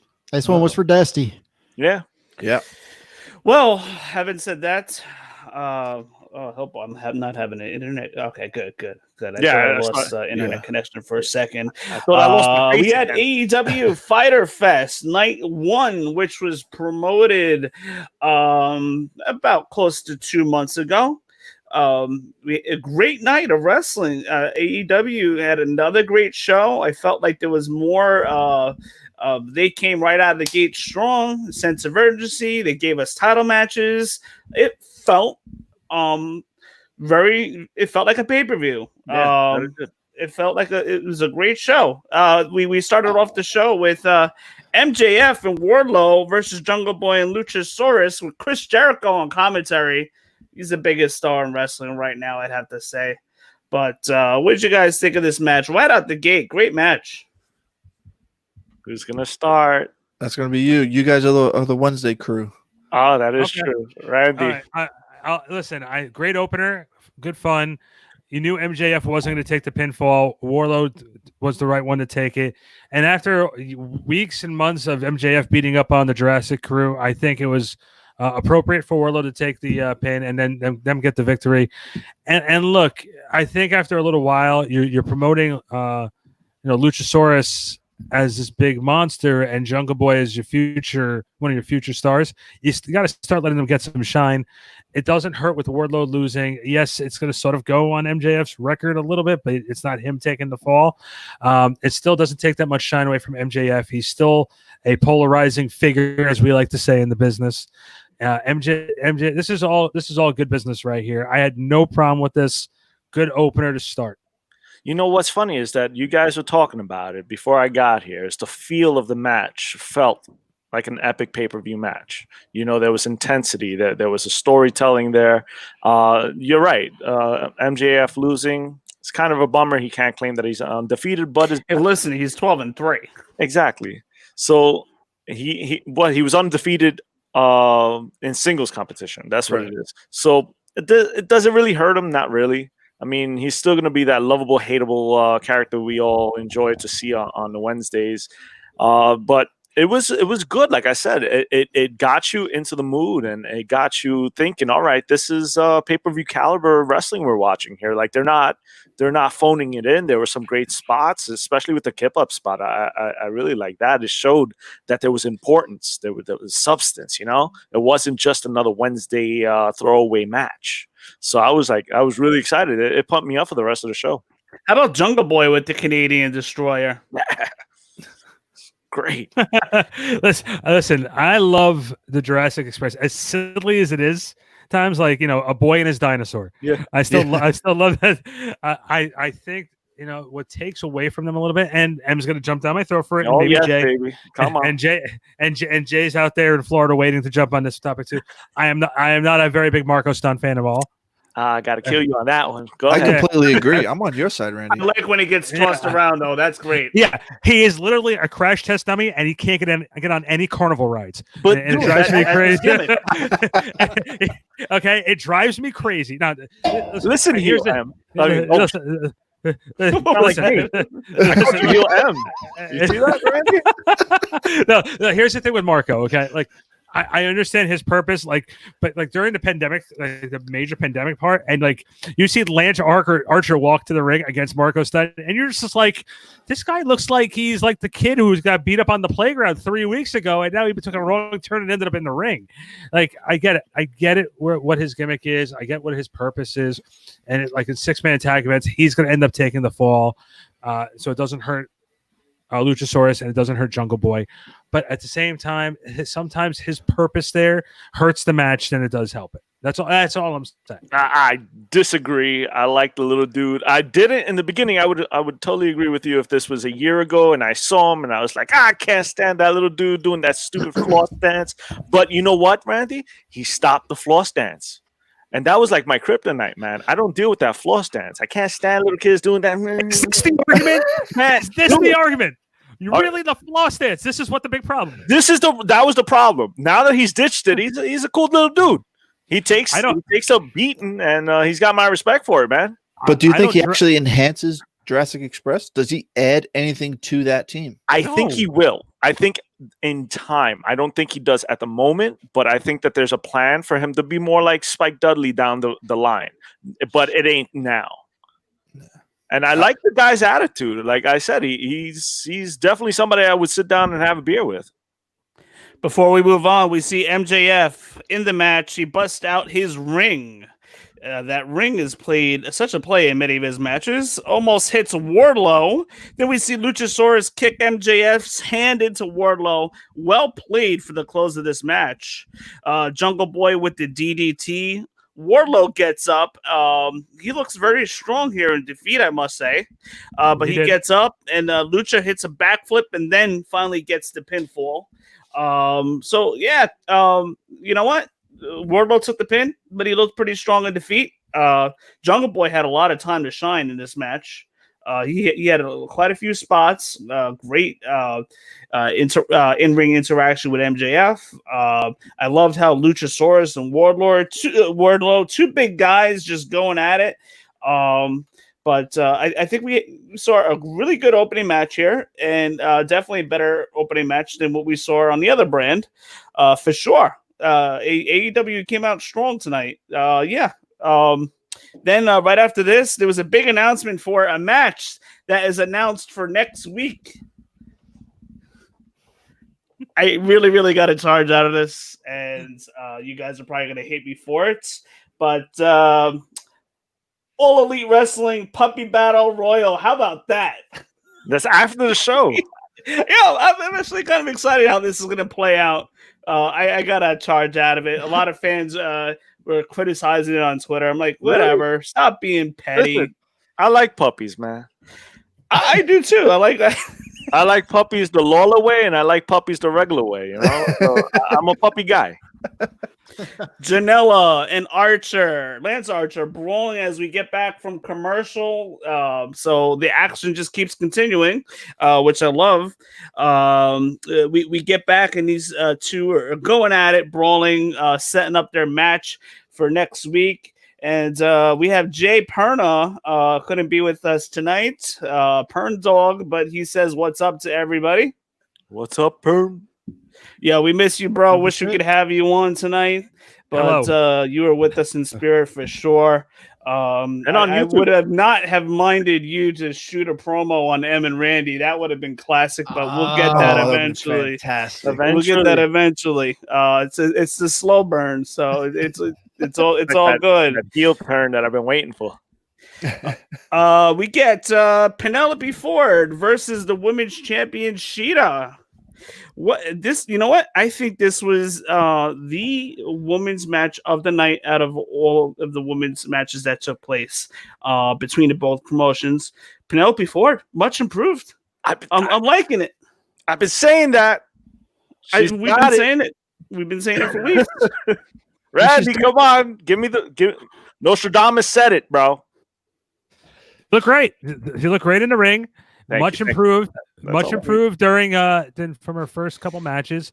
Look, there's no secret that the WWE's women division is much better than the AEW. AEW's women division is getting much better. We've all spoken about Britt Baker on her improvement of her character. The only thing I wish Penelope Ford, we just don't know much about the character that's there. So she needs to just have a little bit mic time and just give us a little bit more. Her in-ring action last night, no problem with it. Had a great match. And Sheeta is Sheeta. And there's nothing wrong with the match whatsoever. Nostradamus was right on this. I will admit when I was wrong last show and said this was going to be a great match. I questioned Penelope Ford. Yeah, he and what did. she was able to do. I questioned it, and I will freely admit I was wrong and was right. God, okay? Dude, I can die in peace now. Good night, ladies and gentlemen. We'll see you. So Kip Sabian, he gets ejected at the very beginning of the match. Again, amazing match by Penelope and Shida. Penelope with the Matrix-like move to avoid that drop kick from the top rope, and then a stunner follow that. We see Sabian comes in to interfere with the kendo stick while Penelope had ref Aubrey distracted. So we got a little shenanigans going on there. Penelope with the stunner. Shida kicks out. There's been a couple false finishes between the two of them, which made the match even better. Penelope also kicked out of a Falcon Arrow, which I thought the match was going to end there. Shida wins with the running knee to the face to pin Penelope. Shida gets the win, holds her title. So any final thoughts from you guys, JD, Cooper? I don't know if you guys watched that part of Dynamite. Yeah, I you don't have any think thoughts about it? I don't think Penelope Ford should be kicking out of Falcon Arrows. I don't think she's there yet. I'm a Shida fan. Match. She did, and I'm a Shida fan, but I feel like Shida out wrestled her this whole match. So she's just not strong enough for me to kick out of a Falcon Arrow. It's not believable for me. Yeah, the put over on this one was a little bit too quick, too much too soon. So, I mean, it built her up and made Penelope look really strong, but way too much, way too soon. AEW needs that because all you really have is Shida right now. Mm-hmm. True. And then Nyla hanging in the ballots. You got Britt Baker, who probably won't be back for a month or two. We haven't even seen Swell wrestle. We have Chris Statlander, the wrestler, so they need to build up somebody else. I think Penelope definitely is living up to that opportunity at the moment. There's ways to put her over without her kicking out of Falcon Arrows. Yeah, I thought it was over when that happened. I was very surprised. But you know what? I was pleasantly surprised because I like Ford. You hear me extol her virtues every week, and so I'm definitely a fan of Ford. Was it too soon for that? I totally agree. It was too soon. Maybe that was a bad spot. But I get what Wayne is saying is that they're trying to build these stars up, and they don't have a lot of time. Randy, you're dying over there. Please talk. Well, listen. I one thing that like I just said before, has been missing from the women's division is sort of, I don't want to say the character development, but I can say that one thing, the most improved, I think, personality they've had from the women's division has been Dr. Britt Baker. She has done a little bit of transformation from being that all gee golly gee whiz baby face when she started, when AEW started, into this character where we think it's part of one of the most entertaining characters they have on the show every single week, with the role model and she has this own little box where she's sitting in while she's recovering. She's more over than a majority of that women's division. So we were talking about the challenges that are coming up. I can't see her not being the champion by the end of 2020, as long as she's back in time. So I think that's one thing. Penelope Ford had a great match with Shida. Okay, like I said, I'll be the first one to say I was wrong. I didn't think she was going to have a great match. And you're right. Let's Notre Dame over there. Notre Dame, way to go, buddy. In the sun, buddy. Notre Dame. But I think if you're looking as a full package of entertainment with the wrestling, Dr. Britt Baker's character has evolved to a point where she's been great, and they've done a great job of producing her, and she's come a long way from where she was when she started. The women's division is getting better. I don't know. You have a little bit of time until she gets there. Obviously, Nyla Rose. I've been in the disagreement that Nyla Rose should have lost the championship. I think that victory over her should have been down the line a little bit longer, like maybe later in the year. You build her up as that unstoppable monster, and then when she loses, it's a bigger shock. That's how I felt at the time.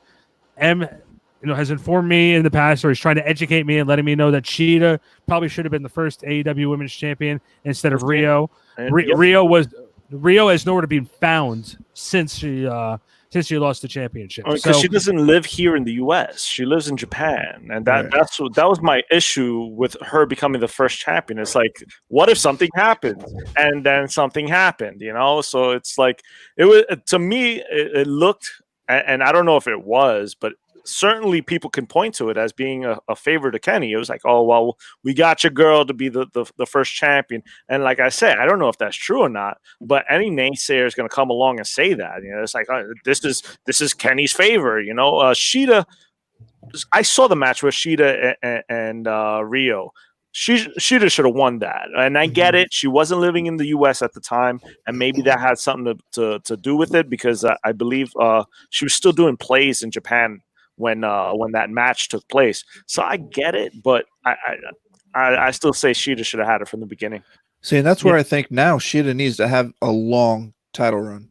Totally agree. Because just looking at the Penelope Ford match, Shida can make anybody look good.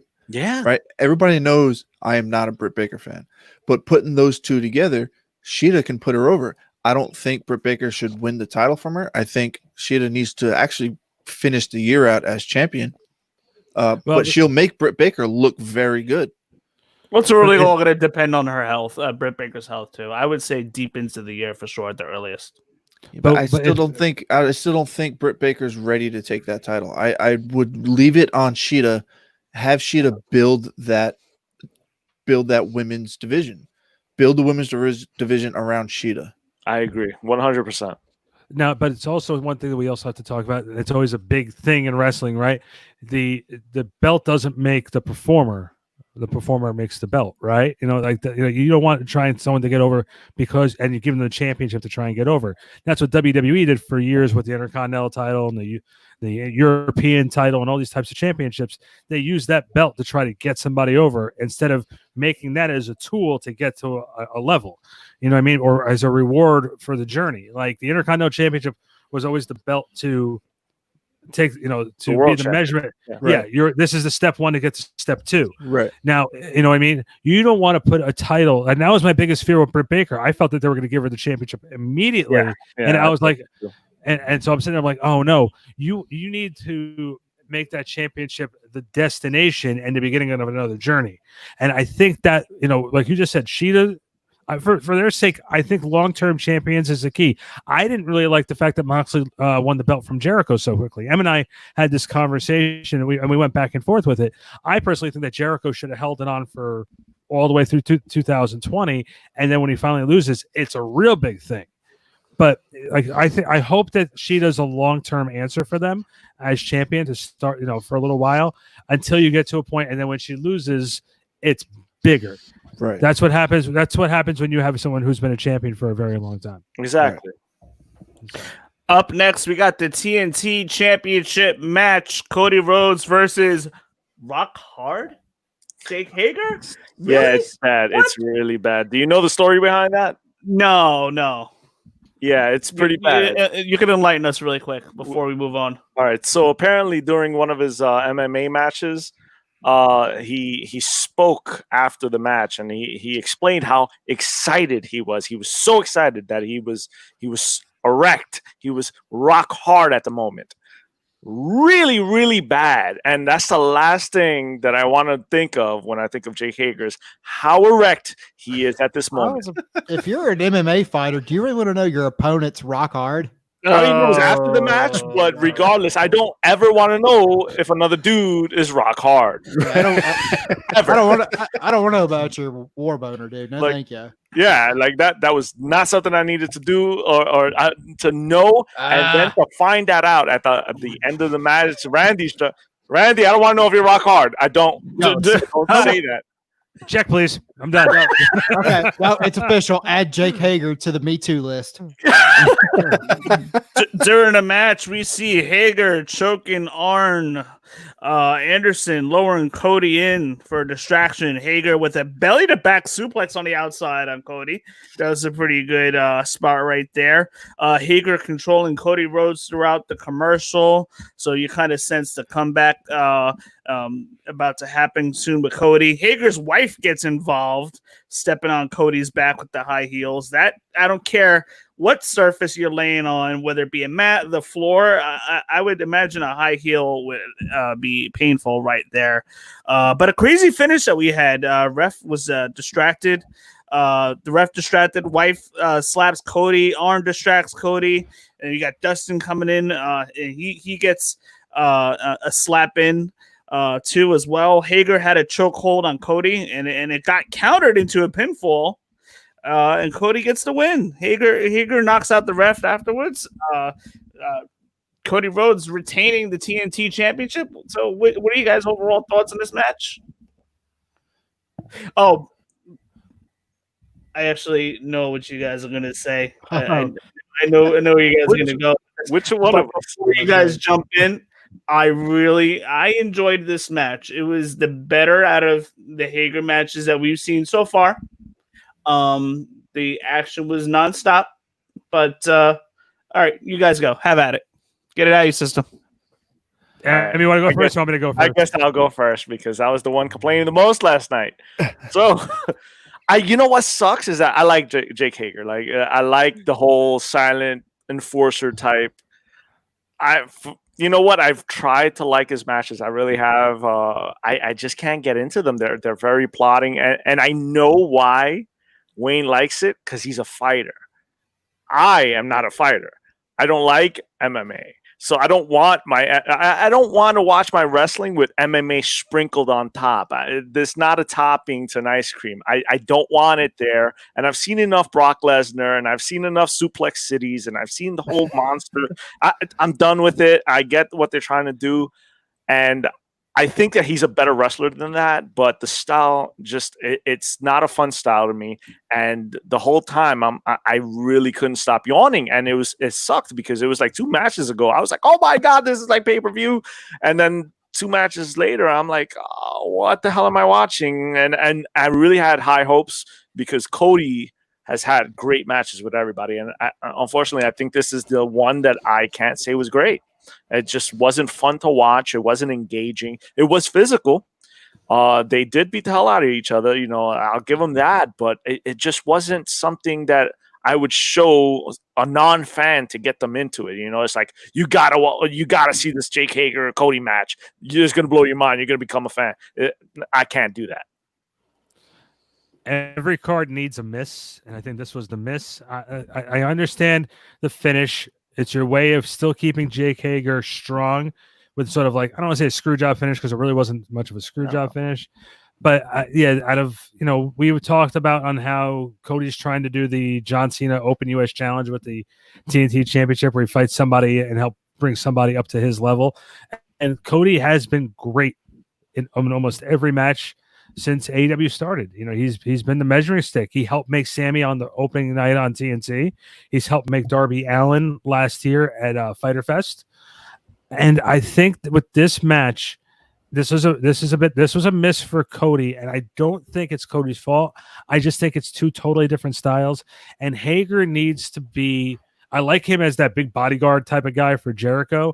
He needs to be in a match where it's more of like the brawl style. He doesn't need to be in a technical match at this point because he's just sort of in a different world, right? Like he's doing AEW because it's a lighter schedule than WWE, so he can still go do MMA. So this was a miss. This was the 2 different types of styles. I really think on this show it should have been a different challenger, but they did it. It's sort of over with. They constructed the finish where it doesn't really hurt Hager, and it doesn't do much for Cody as a win. So I think that this is where you move on to the next TNT Championship match. I'm looking forward to 2 weeks from now when Cody's back in the ring to see what else they come up with. Now let me ask you this: do you think that a character tweak should be enforced on Hager?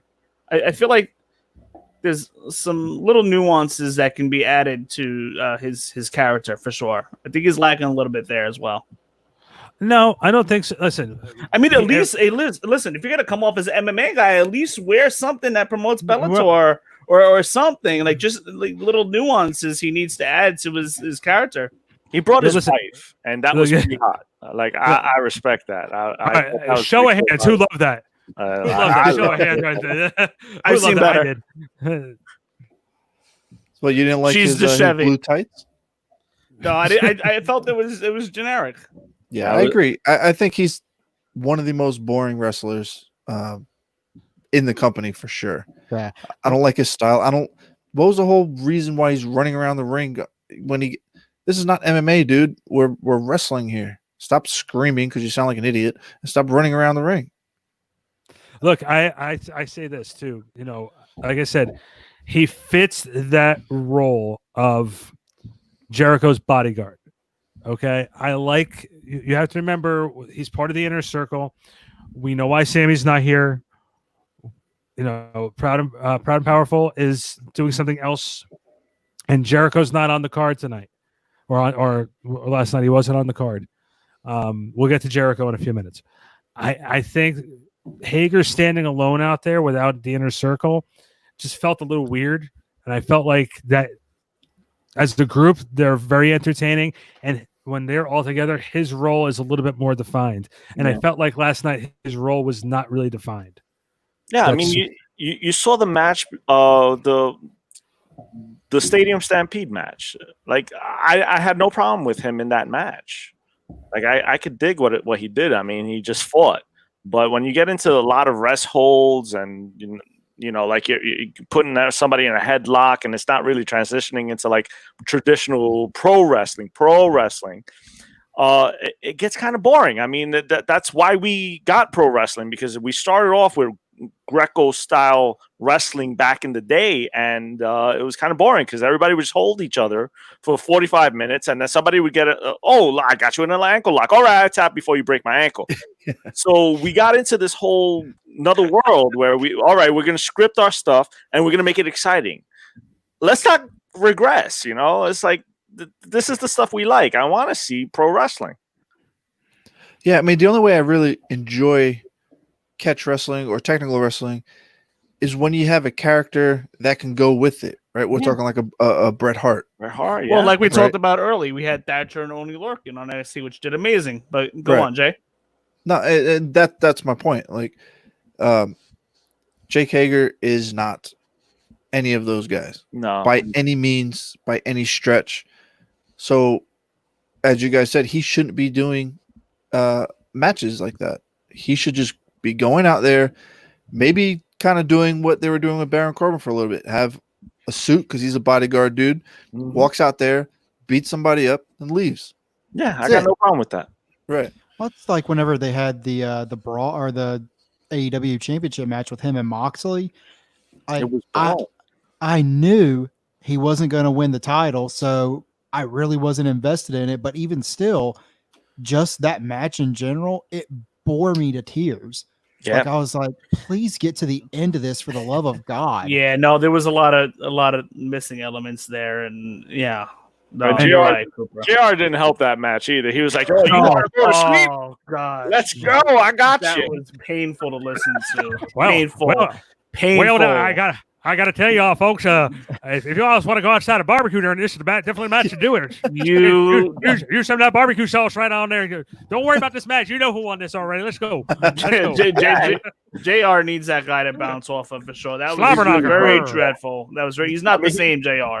He was sitting there going, "Why is there a chair in an empty arena?" It's like, God damn it, you're supposed to keep me in the match. Like, Unbelievable.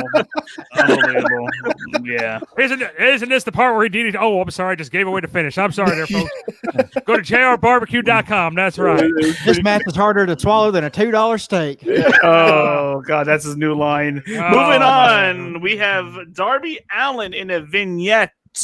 We should have seen a little bit more vignettes out of Darby Allin in the very beginning of the AEW promotion, but we have some vignettes with Darby Allin in the beginning of him doing a backflip onto the skateboard. I thought that was pretty cool. It was cool. It just describes a little bit about his character and who he is. He's dead. No, I'm down with it. But this should have been done months ago. If I want to talk about skateboarding, we'll talk about Tony Hawk. Look, at the end of the day, did something with Tony Hawk at one point. He did something with Tony Hawk like last week. Look, here's the one thing I think we can all agree with. If there's two stars that we can talk about that AEW has done a very good job of establishing since they opened their doors, it has been Sammy Guevara and, let's say it together, Darby Allin. Darby Allin. Those two guys have been the two that they have done a great job of developing up until this point. He has not been on TV since Double or Nothing, and he took that crazy ladder bump from Brian Cage. So I think they just wanted to give us a little reminder. Hey, remember this crazy psycho? Yeah, he's still around in AEW. Yeah, well, he hasn't been. They've kept him on TV. He's the storyline is he hasn't been cleared, and he probably does have a legit injury going on or something, or COVID. Who knows? So quick little side note. Did you guys hear who was there during the show backstage? It was Brian Pillman Jr. Yep. Brian Pillman Jr. Looks like he might be AEW bound. They might do like he's allowed to wrestle because I mean the other promotion's really not doing much, so he probably got some permission. Well, not only that too, but he was in the initial Battle Royal at the Double or Nothing pay-per-view last year. So it's not that he doesn't have a working relationship with them already. I think, look, he's another name, and they can really do something with him. Even if I hope he's a loose cannon like his dad. I think that'd be amazing. I mean, why wouldn't he be, right? Yeah, seriously. That's what we need. Another loose cannon wrestling. The audience. Is he going to bring a gun on TV? Yeah, right. Oh. Yeah, don't shoot me in pro wrestling show. And now that was a crazy. Thank you, Cooper. That was a crazy time, Cooper. That was a crazy time in wrestling for sure. The height of the attitude era like that, and he has a gun and it cuts to black. Oh my god, that was intense. And I was, still fairly young watching that. That was pretty intense. Yeah. My favorite part about that whole thing is you have Melanie Pillman just sitting there screaming. They're holding Brian back. And you just hear Kevin Kelly with his arms flapping there going, call the cops now! Call the cops now! Call the cops now! I'm sitting there, I'm just like, what's Kevin Kelly even doing there? Yeah, like, seriously, if I saw someone trying to break into the house and I saw the guy he was actually interviewing. I still would have jetted the hell out of the house. Yep. Oh, man. Gotta love TV, brother. We have Santana and Ortiz versus the Private Party. Not for anything, not a title match or anything. But we have Private Party with a big win. Quinn looked much better, moving around better. Hurricane Rana into the cutter for the win over Santana and Ortiz. Great tag teams going here, especially Santana and Ortiz. What did you guys think of this? I have to start by saying Chris Jericho delivered the best line during this match. You can never trust a guy with tails. I've told you this before. Yeah. I thought that was the best line ever. Listen, I said this to M during the chat. I really do believe it. I like this match better than the tag title match at the end of the show. I really thought these two teams went balls to the wall, and I really do think that this was a type of win that Private Party needed after sort of being off TV for a little while. They've sort of been out of sync and out of the picture for a little bit. And look, I felt this is, again, one of those matches where a loss to Santana and Ortiz doesn't hurt them, but it elevates Private Party to another level. And not to mention, Quinn looked noticeably better. He was moving around a lot better than the past couple of showings over the past month. Mm-hmm. Well, he's shaking off the ring rust, thankfully. And that dude, like I said, every time he flies, man, he looks like he was born flying, He makes it look effortlessly. Like, I can barely walk in a straight line, and this dude's doing, like, freaking moonsaults. And he gets some, like, height, and it's like he glides. It's like, holy crap. Maybe he does have wings. Like, god damn. So I enjoyed the match. All New York boys. They were all trained in Brooklyn, I believe. So they're all familiar with each other, and I was just popping for that alone because I'm like, yeah, New York, yeah. So besides that, like, it was a great match, and I'm surprised Randy liked us New Yorkers more than the champions. Hey, don't put this on me. No. He's texting me the whole time. He's like, "This is great." He sounded like Vince McMahon. He was like, "This is the good stuff," It's like, exactly. So I enjoyed it. I really thought Proud and Powerful should have won, but hey, I don't make the rules. I haven't let this go yet. I haven't let this go. But Battle Royal, listen. Yes, listen. No, Jay has within the rules, all right. Jay and Cooper haven't heard me say this yet. Months ago, AEW had a tag team battle royal, and I'm sitting there at the store with him watching this. And he's like, "Oh, I watched what's going on." I'm like, "Dude, your boys are sitting outside the ring." Yo, they cheating." didn't tell them they had to get in right when they And left. he's like, look, they're not doing anything wrong. They're just sitting outside. I'm like, dude, Yo, and all of a sudden, I'm like, they better not be in this. They better not win this thing, man. They sit out there saying they're cheating, just like you, man. He said, no, we're not cheating. We're being smart. And I'm just sitting there, listen, like, it was smart. I've seen many. You were there at the G1. Who won that battle royal in the beginning? You're asking me to remember that? Hold on, Cooper. Yeah, Weren't you at G1 too? Me and Yeah, Jay Cooper- were there, but I was drinking that night. So All right, well, it's been a year and a half almost. I'll give you guys a hint. All right. The last two guys were Jushin Thunder Liger and Great Muta, and I was losing my mind, right? Because it's like that place popped when Muta Yeah. came out. That place Exactly. erupted. and it was incredible. And then what the hell was his name? Something King came out because he was outside the ring and threw them both over. So he won the match. Randy, it's case law, man. This happens a lot. I wrote a letter to AEW about it. I'm like, listen, dear Tony, I don't like the way Proud and Powerful was cheating. I'm glad they lost. Love, Randy. Not cheap. So just a quick break to break up the show just a little bit. Next week on AEW Part 2 of Fighter Fest, we have Nyla Rose in action. She says she has a big surprise, so let's see who that's going to be. Who knows? We have SCU versus the Dark Order. Janela, we have versus Archer. We saw them brawling, so that match is set up for next week. Private Party versus the Tag Team Champions. Orange Cassidy versus Chris Jericho. And this is a match that I think could potentially steal the show. Lucha Brothers and the Butcher and the Blade versus Young Bucks and FTR. We had some interesting stuff going on there, which we'll get to in a couple moments. And a big announcement that took place caught me by surprise. Probably COVID-19 related. But we have an announced promotion for 2 weeks from now. Another theme to AEW Dynamite. Fight for the Fallen is taking place in 2 weeks. And the championship match that was supposed to be taking place next week will be moved to the week after. We have Brian Cage versus Jon Moxley. Brian Cage will get his title shots, and that will be July 15th. And that segues into the Taz promo that we got, which was kind of interesting. Taz says, "We don't run a sloppy shop," referring to the WWE COVID stuff that's going on over there in Orlando. Taz says he's afraid. What do we got? So basically, Taz goes on to say that Brian Cage is going to beat Jon Moxley's brain in, that Jon Moxley is afraid of the machine. What'd you guys think of this promo before we move on? I still think that Taz, the wrestler from ECW, was able to talk people into the building and back it up, even with the amount of neck problems that he has.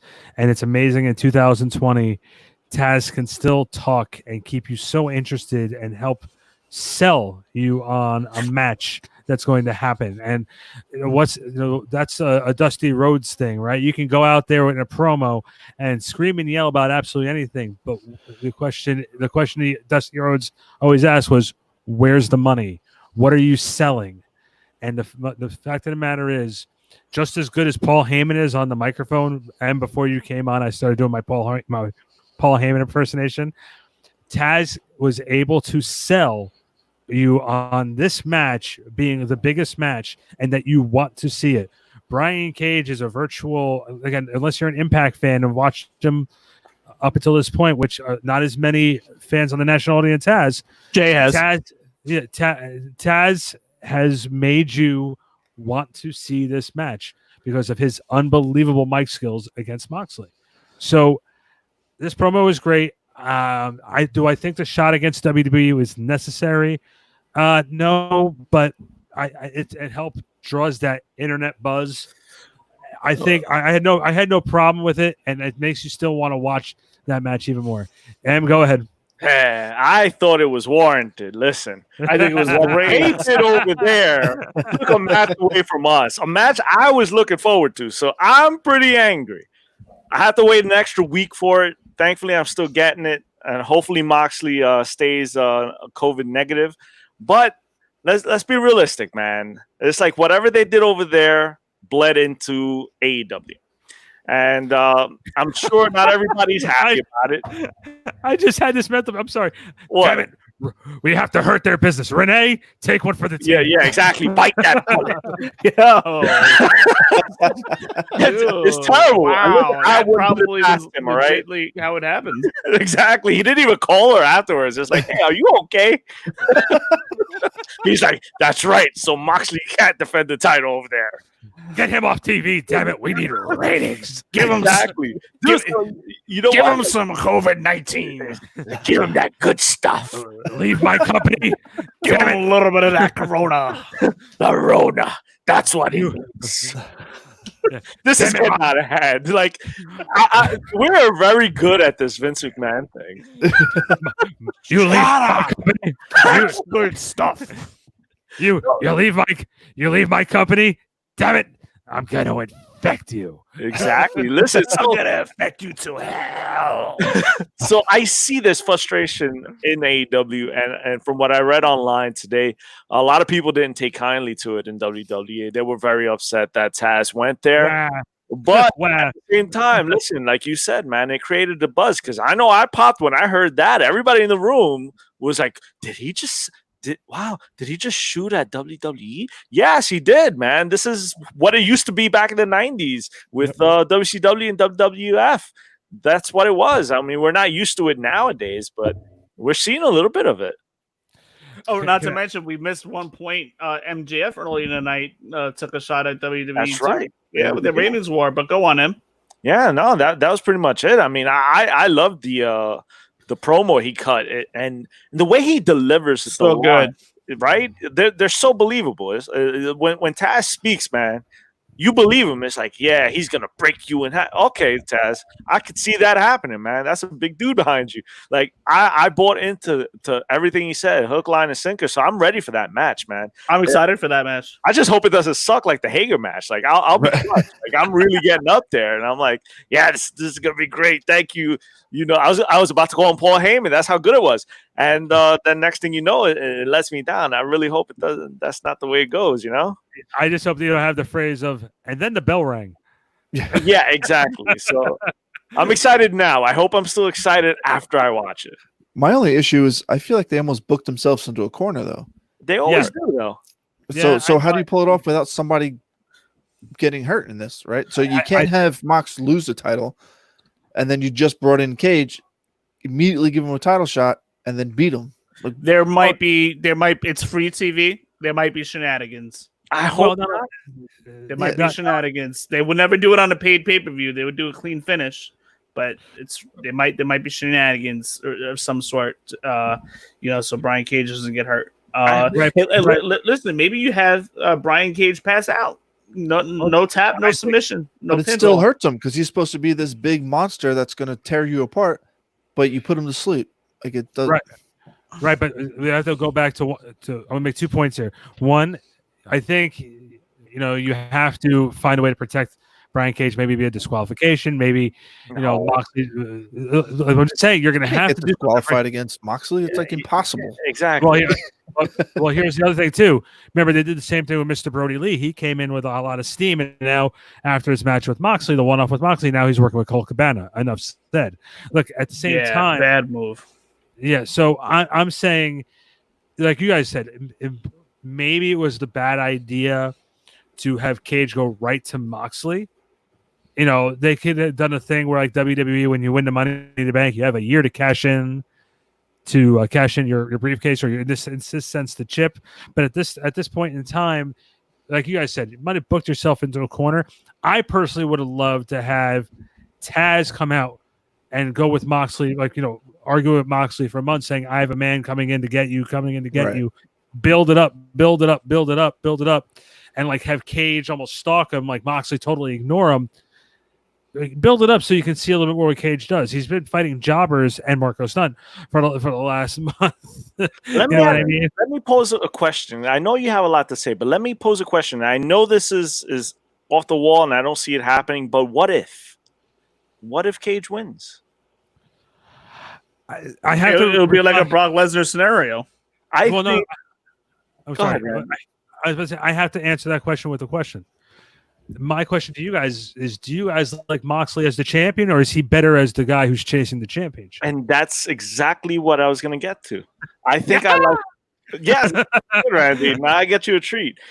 Listen, no, but honestly, I think he's better as the challenger. He's better at chasing than being champion, in my opinion.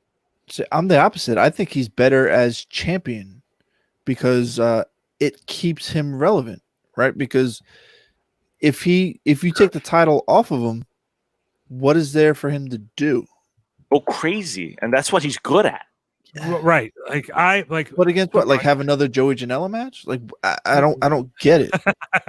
I don't know, but I think if you let him off his leash, and he's pretty creative.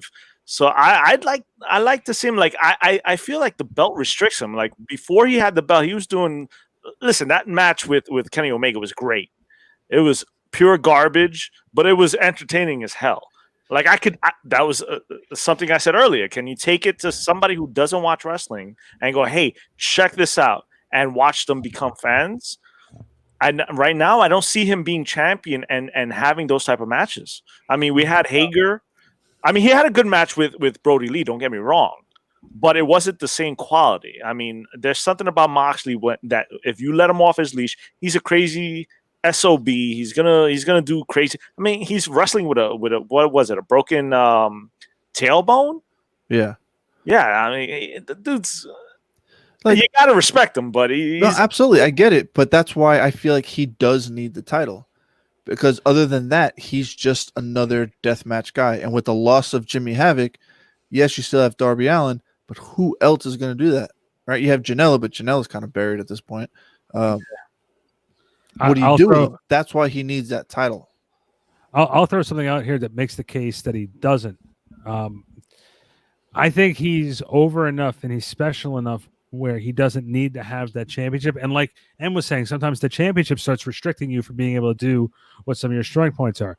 Moxley's a very creative guy. He's a very creative guy, and I think the belt sometimes handcuffs him. And I want to point out something that has to be said.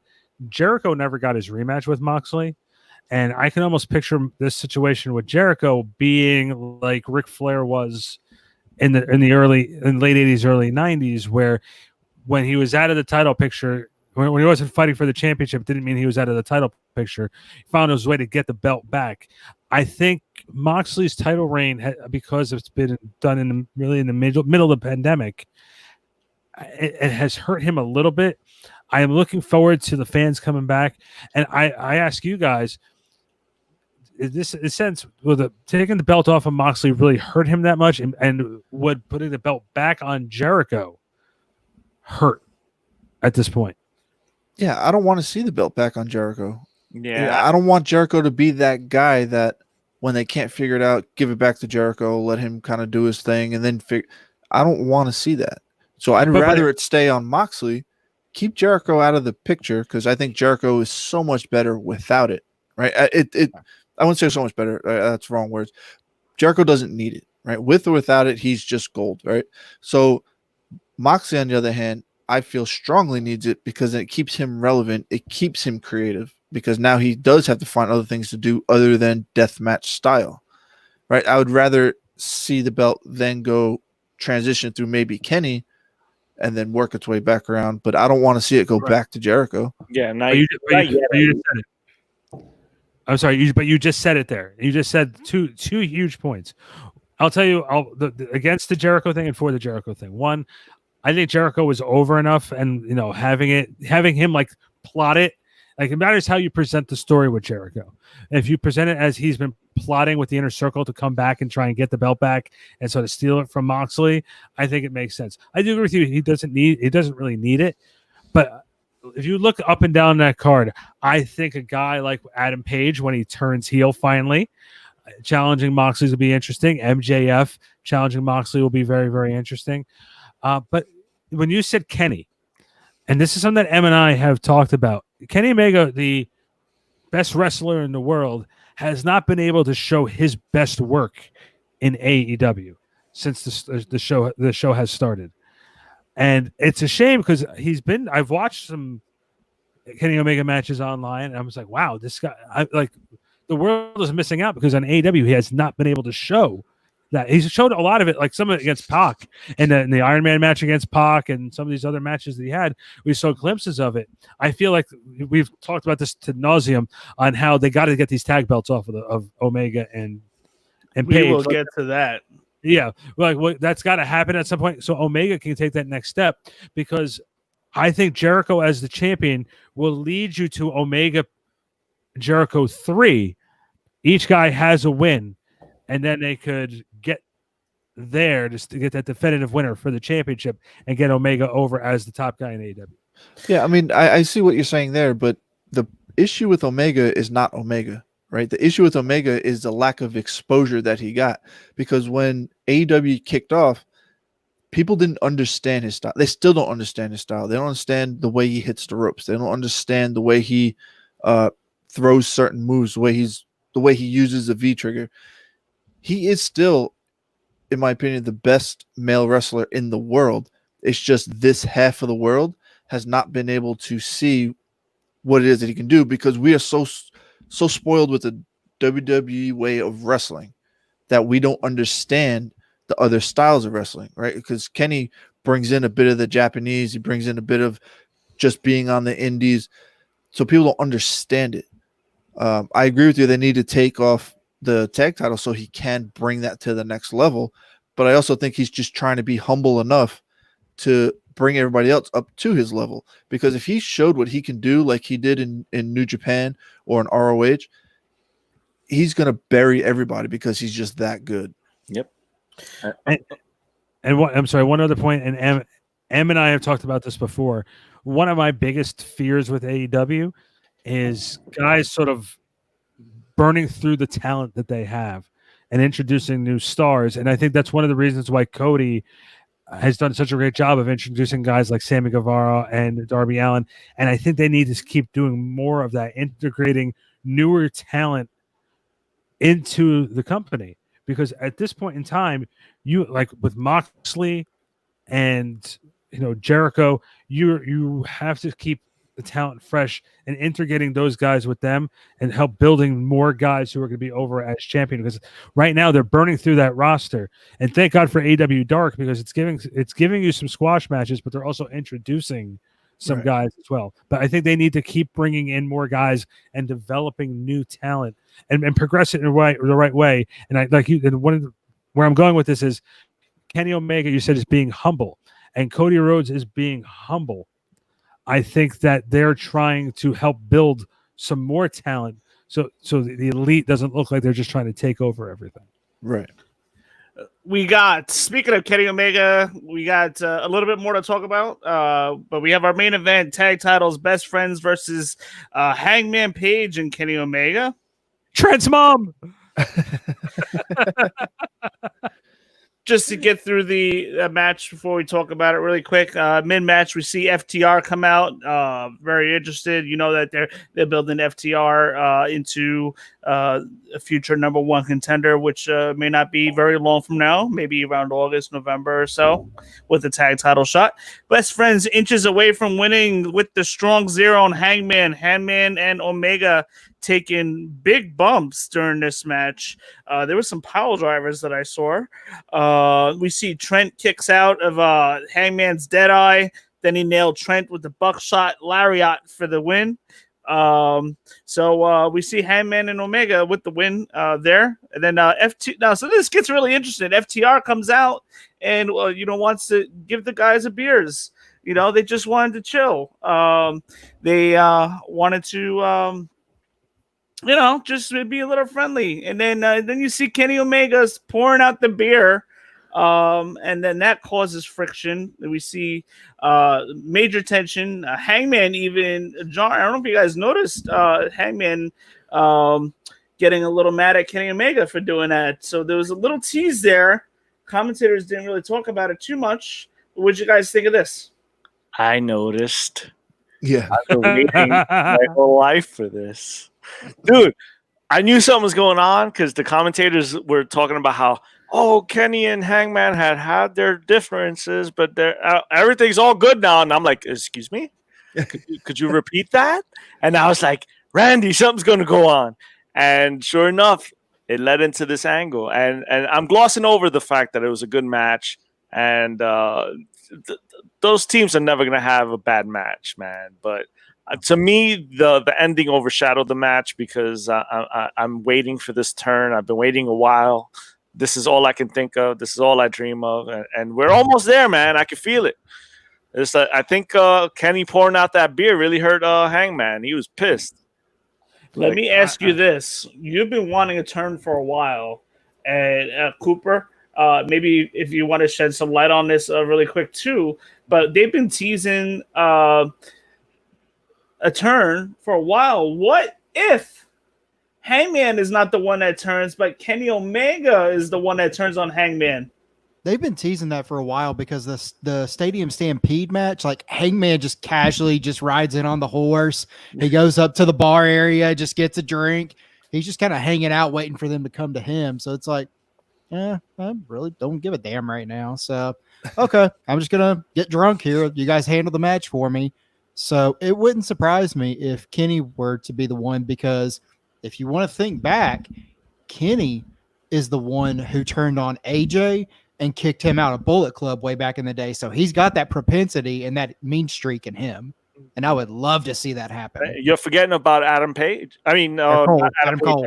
Adam Cole, yeah. Yeah, he booted Cole out too. Yeah. So, yeah, he's got that evil streak in him. So what they've been building, it's making it look like Page is going to be the guy who does it. But I would love to see that payoff be Kenny and bring that Japan Kenny back. Yeah, that might be a segue into it, yeah. I think you could bring the cleaner back in. Well, that's what I was about to say is if they bring back the cleaner, how will it play out with the audience here? Are they going to understand the cleaner? You know, and that's kind of what they run into with Kenny. Is he allowed to use that? Or does Japan own it? Why wouldn't it? It should be Kenny's IP. Okay. I just didn't know. I think one of the things, though, that what sort of gets me a little, not upset, but a little disappointed is the best friends have been great during this pandemic. They've been there. They've been having some great matches.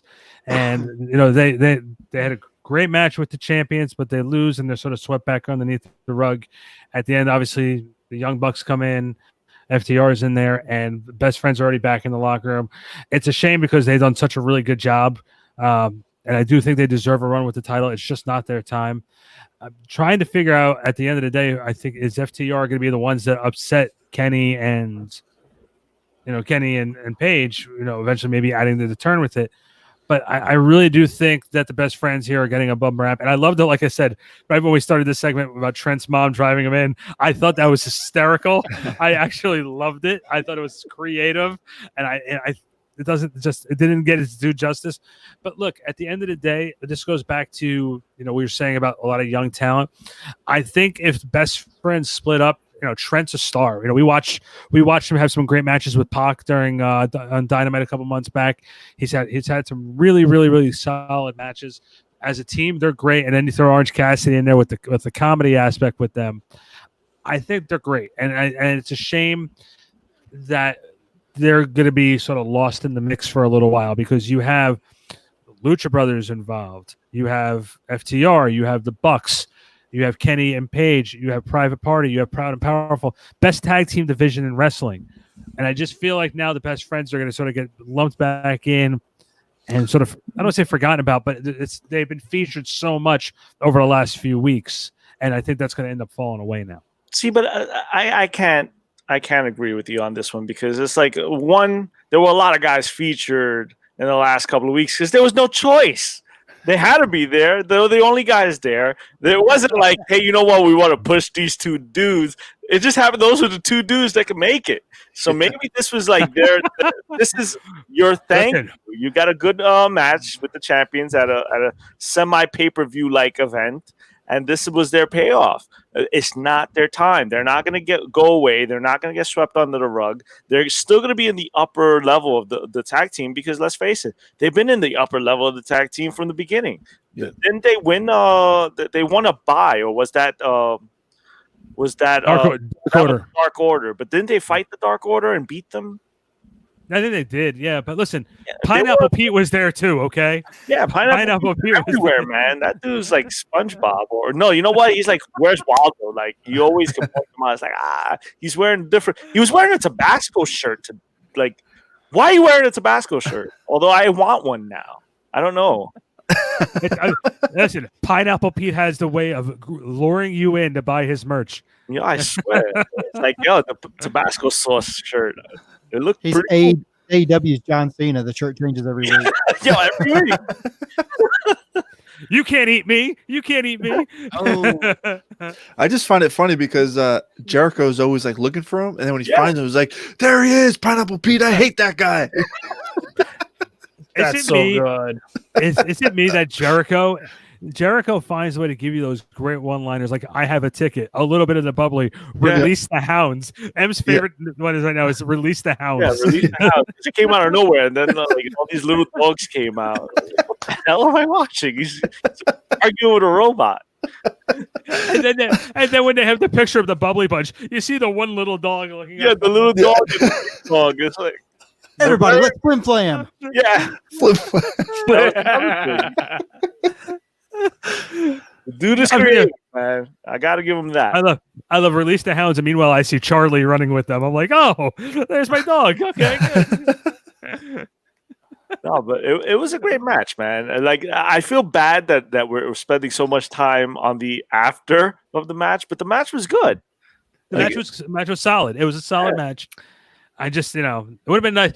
M wanted that turn. I know he really wanted every the turn. single goddamn time. I don't think you see that until at least the end of August, maybe even November. And you're going to be waiting a little bit. What did you say, Randy? You can't really say that on the air. What? I didn't say anything bad. You can't say GD on the air, man. God. Never mind. Moving on, that wraps up our AEW talk for Fyter Fest. We're going to have a great show next week for that. But we're going to introduce one last segment. Uh-oh. We're going to introduce one segment, and, anybody who's watching or listening, feel free to comment and give us your feedback. But this segment is called What If? And tonight's question that we're going to do is, what if there was never a curtain call at Madison Square Garden? Man, that's tough, dude. Then, Randy, give us your best 2-minute answer. I know you want this one. If there was no curtain call in Madison Square Garden, then Diesel and Razor would still go to WCW.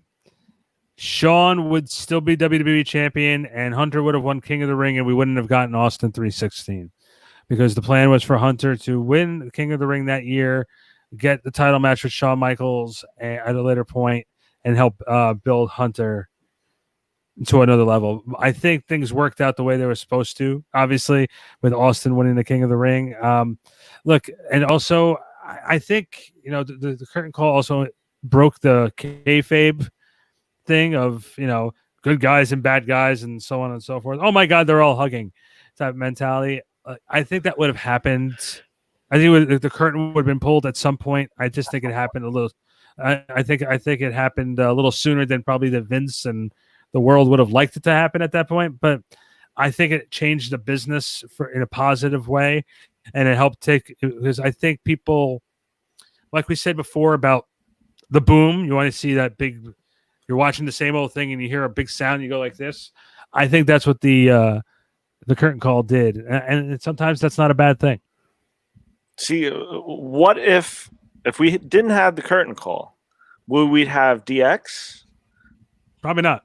Exactly. So it goes on. It goes beyond just Austin. Like we wouldn't have D-Generation X, which I had a lot of fun telling everybody to suck it. Let's be honest. Like that was like one of my favorite. Do you know how many times we got in trouble in school? Yeah, exactly. Like I was telling. By the way, I was in trouble. I was in Christian school. I was in Christian school doing You this. doing this? Exactly. It was like, yo, everybody I met, I was like, what? You know what? Suck it. Hey, you tell your brother to suck it. Shut up. You were at religious school. Oh God. Oh yeah. I That's thought when I was- met Wayne when he was in religious school. Then he met me. Oh Jesus. See, and everybody in religious school is like, suck it, suck it, suck it. Nope, not going there. So see, I wasn't the only one obsessed with that. And think about it. If we didn't have the curtain call, we possibly wouldn't have had DX. Yeah, because DX, it was built out of a lot of angst that they had. I mean, they were unhappy, they were pissed off, you know. Well, you know the story, right? Like how that whole thing really like started. So after the curtain call, Sean, Diesel and Razor left, and Kid left also. Yeah. And Vince told Sean he's not allowed to travel with Triple H anymore. Yeah. So after Sean and Brett had their little fight in Hartford, Sean went home, and then when he came back, Vince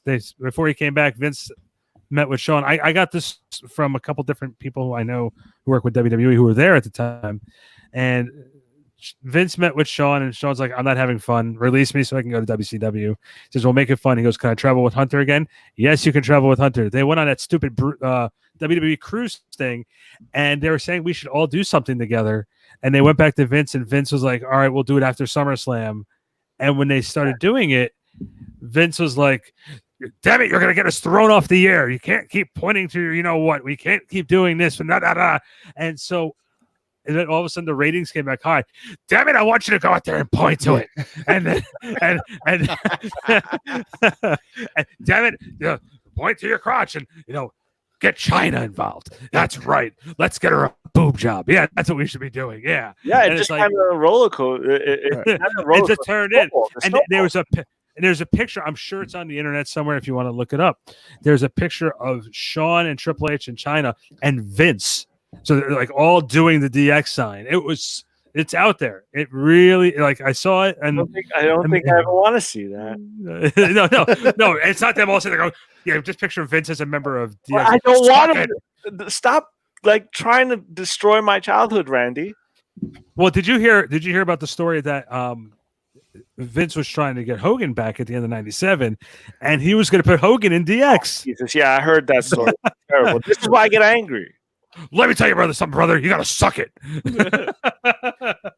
Cooper, your thoughts on, in your own words, your opinion. What if we don't get a curtain call? Yeah, I mean, obviously Hunter doesn't get buried for a little while. So would the chain reaction have happened the same way it did? So he gets rebuilt back up. He feuds with The Rock. He becomes a prominent Intercontinental Champion. He gets that push. He meets Stephanie. Bischoff makes him the inaugural World Heavyweight Champion. Does he become the 14-time champion? Does he get to the position where he is right now and put us where we are? So it leads to a lot of what-if scenarios and everything. So, I mean, it's grasping at straws and trying to take a domino effect, but, to me, it's a legitimate situation. Sean leaves, he drops the title to Austin at WrestleMania. We got the start of the Austin era and everything, the sheriff in town. We got this huge ratings boom and everything in the late 90s. I mean, there's so many little factors that contributed to the success that it is right now. I mean, it was a turning point. And the only thing that really pulled the curtain back before that was the Hogan trial, talking about steroids and everything. That's kind of the only time beforehand that people, the kayfabe was broken. And it's like, okay, these TV characters are not real life people. So what the hell's going on right now? And I thought you were going to interject something. Sorry. Oh, no, you go. Oh, but yeah, I mean, there's just so many little things and rabbit holes that could have changed throughout the years if that didn't happen. And so many stars that probably they didn't have their one moment that would have shot them through the roof. And Rock and Hunter started together. So would Rock have exploded if he didn't have that feud to get started? I mean, there are just so many little variables that if Hunter didn't get buried, what would have happened? Jay. So I think everything probably would have played out the way it already did, right? Because I think even if they didn't have the curtain call, they were going to do something backstage anyhow. Vince was still going to be pissed anyways, right? The big thing out of there was, yes, it pulled the curtain back from kayfabe, but it happened at a house show. So they weren't expecting anybody other than those who were at the house show to even see what was going on, right? And we all know that house shows, they're more lax anyway. We get to see a lot more nonsense than we normally do on TV. So I still think everything would have played out regardless, right? Because Austin 360, the whole Austin character happened by accident anyway. When Austin came over from WCW, he was still viewed as this guy that they couldn't use regardless until he just took matters into his own hands. He's like, you know what? I'm just going to tell management to just shove off, and I'm just going to do what I do. So that still would have happened regardless. So I just feel I think everything would have played out the way it played out anyway, with maybe some slight changes, but nothing dramatic. It probably would have happened. I think the way everything happened made it organic, for sure. Hey, listen, we've talked about Rock, Triple H, but The Rock, Stone Cold Steve Austin helped make The Rock too. Absolutely, yeah. Right. And the matches they had a very good WrestleMania 15 match. 17 was a whole nother level. 19 was another thing. I mean, they were both kind of 1 foot in, 1 foot out at that point. But yeah, I mean, if you don't have curtain call, we may not see an Austin 316 in '96. And if you don't have Austin 316, you would have not had the domino effect that took place with all the other scenarios. I mean, Austin 316, that whole Stone Cold character propelled WWE right then and there. Right, but I still think everything would have still played out the same regardless. We're having the curtain calling out because the Clique had a lot of heat backstage anyway. I mean, they just pissed off the locker room to begin with, so it still would have played out the same way. Yeah, not only that too, but you have to remember at that time, Vince made Shawn and Hunter apologize to the wrestlers, to the agents.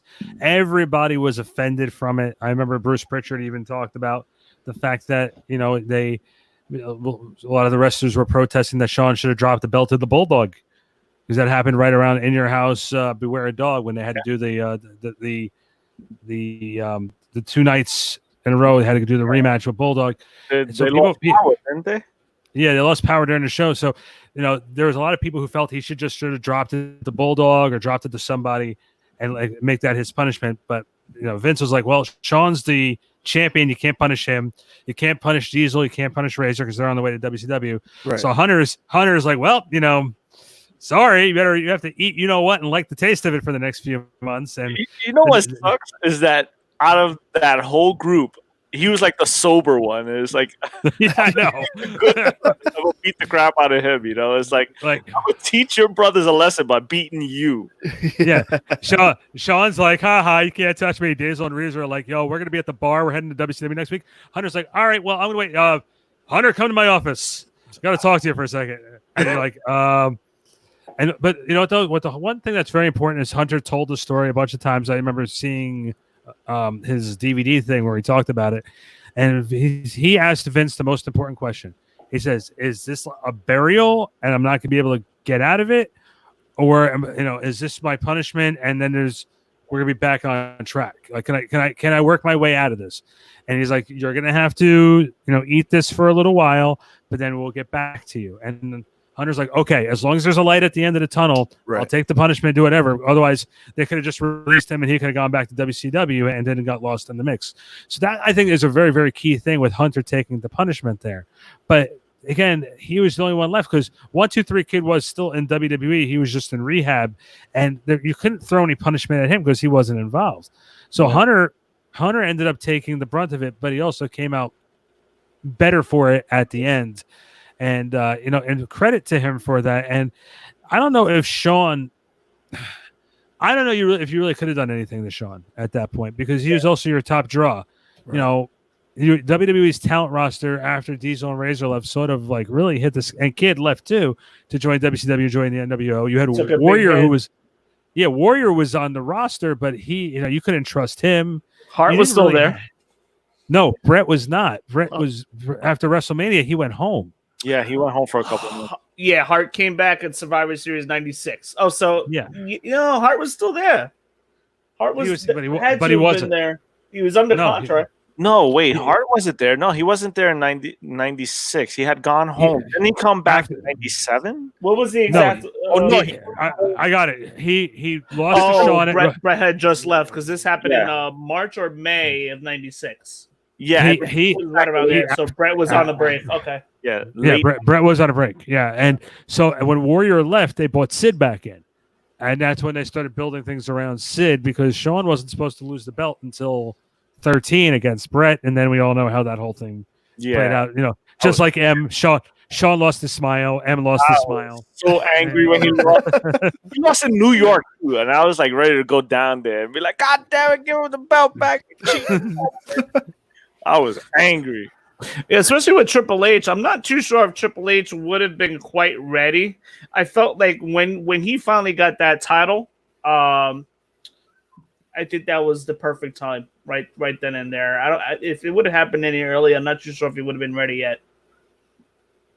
No, I don't think so either. And look, I think it played out pretty well, because with all that happening, DiBiase left Austin to fend for himself. And I got to tell you, from when DiBiase left till Brett came back, or till WrestleMania 13 when Austin finally went babyface, you tell me there wasn't a more polarizing heel than Stone Cold Steve Austin. Man, when his early stuff as a heel, when DiBiase finally left, man, he was calling out Bret Hart every single week. And then when Bret came back, he just became obsessed with beating the crap out of Bret Hart, where eventually he got so over as a heel, it turned himself babyface. And that's how you do it. Yeah. I was there. Survivor Series 96, that match with Hart and Austin, one of my favorite Hart-Austin matches. And not to mention, we had Shawn Michaels losing the title to Sid that night. Yeah, I mean, and listen, I don't think I'm not too sure if we even get Austin 316, even though that they probably had a big plan for Austin anyway. I'm just not too sure if we even get Steve Austin versus Jake the Snake, which led to the Austin 316. I don't think we get any of that because, again, Triple H was the one that was supposed to win the King of the Ring. So interesting domino effects that this one little scenario of what if that happened. Interesting domino effects that took place after that night. Nice curveball you threw us. It's like, how we get to think. Alrighty, gentlemen. Well, I think that really wraps it up. Thank you guys for hopping on. This is our first Super Show. Hopefully, we'll get to do another one soon. It's 11:30 at night Eastern time, almost midnight. I'm about an hour and a half away from bedtime. But Em, you're about another 5 hours away from your bedtime playing video games, and Randy's got to take the dog out in like 5 hours from now. What are you talking about? I see Cooper yawning over there, and Jay. I'm enjoying Florida. This weather's beautiful. Jay's chilling, man. He's been chilling. Waiting on Cody Rhodes to come out. I was going to say, Jay's waiting for Fighter Fest Night 2. He said, "Come on, this is going to give me 2 nights in a row." Jay is loving that ring right now that he's sitting in. Awesome. And with a click of a button, he could be at the Performance Center. Just watch out. That is true. Just make sure Renee Young's not there interviewing you. Yes. I'll be behind the plexiglass. Poor Renee. That was a little disappointing news with Renee Young announcing her cookbook. I was expecting like pregnancy or I'm leaving to go work with my husband, but that hyped up. She's putting out a cookbook. That was it? That was it. She's putting out a cookbook. This is why I don't get excited anymore. Yeah. Because of Renee Young. This is why you don't get excited anymore. Really? It's all microwave recipes anyway. Don't worry. I can follow it. I just literally had that mental picture. Page 1. And Take film off of dish. Stir for 2 seconds. Baby. Put back in microwave.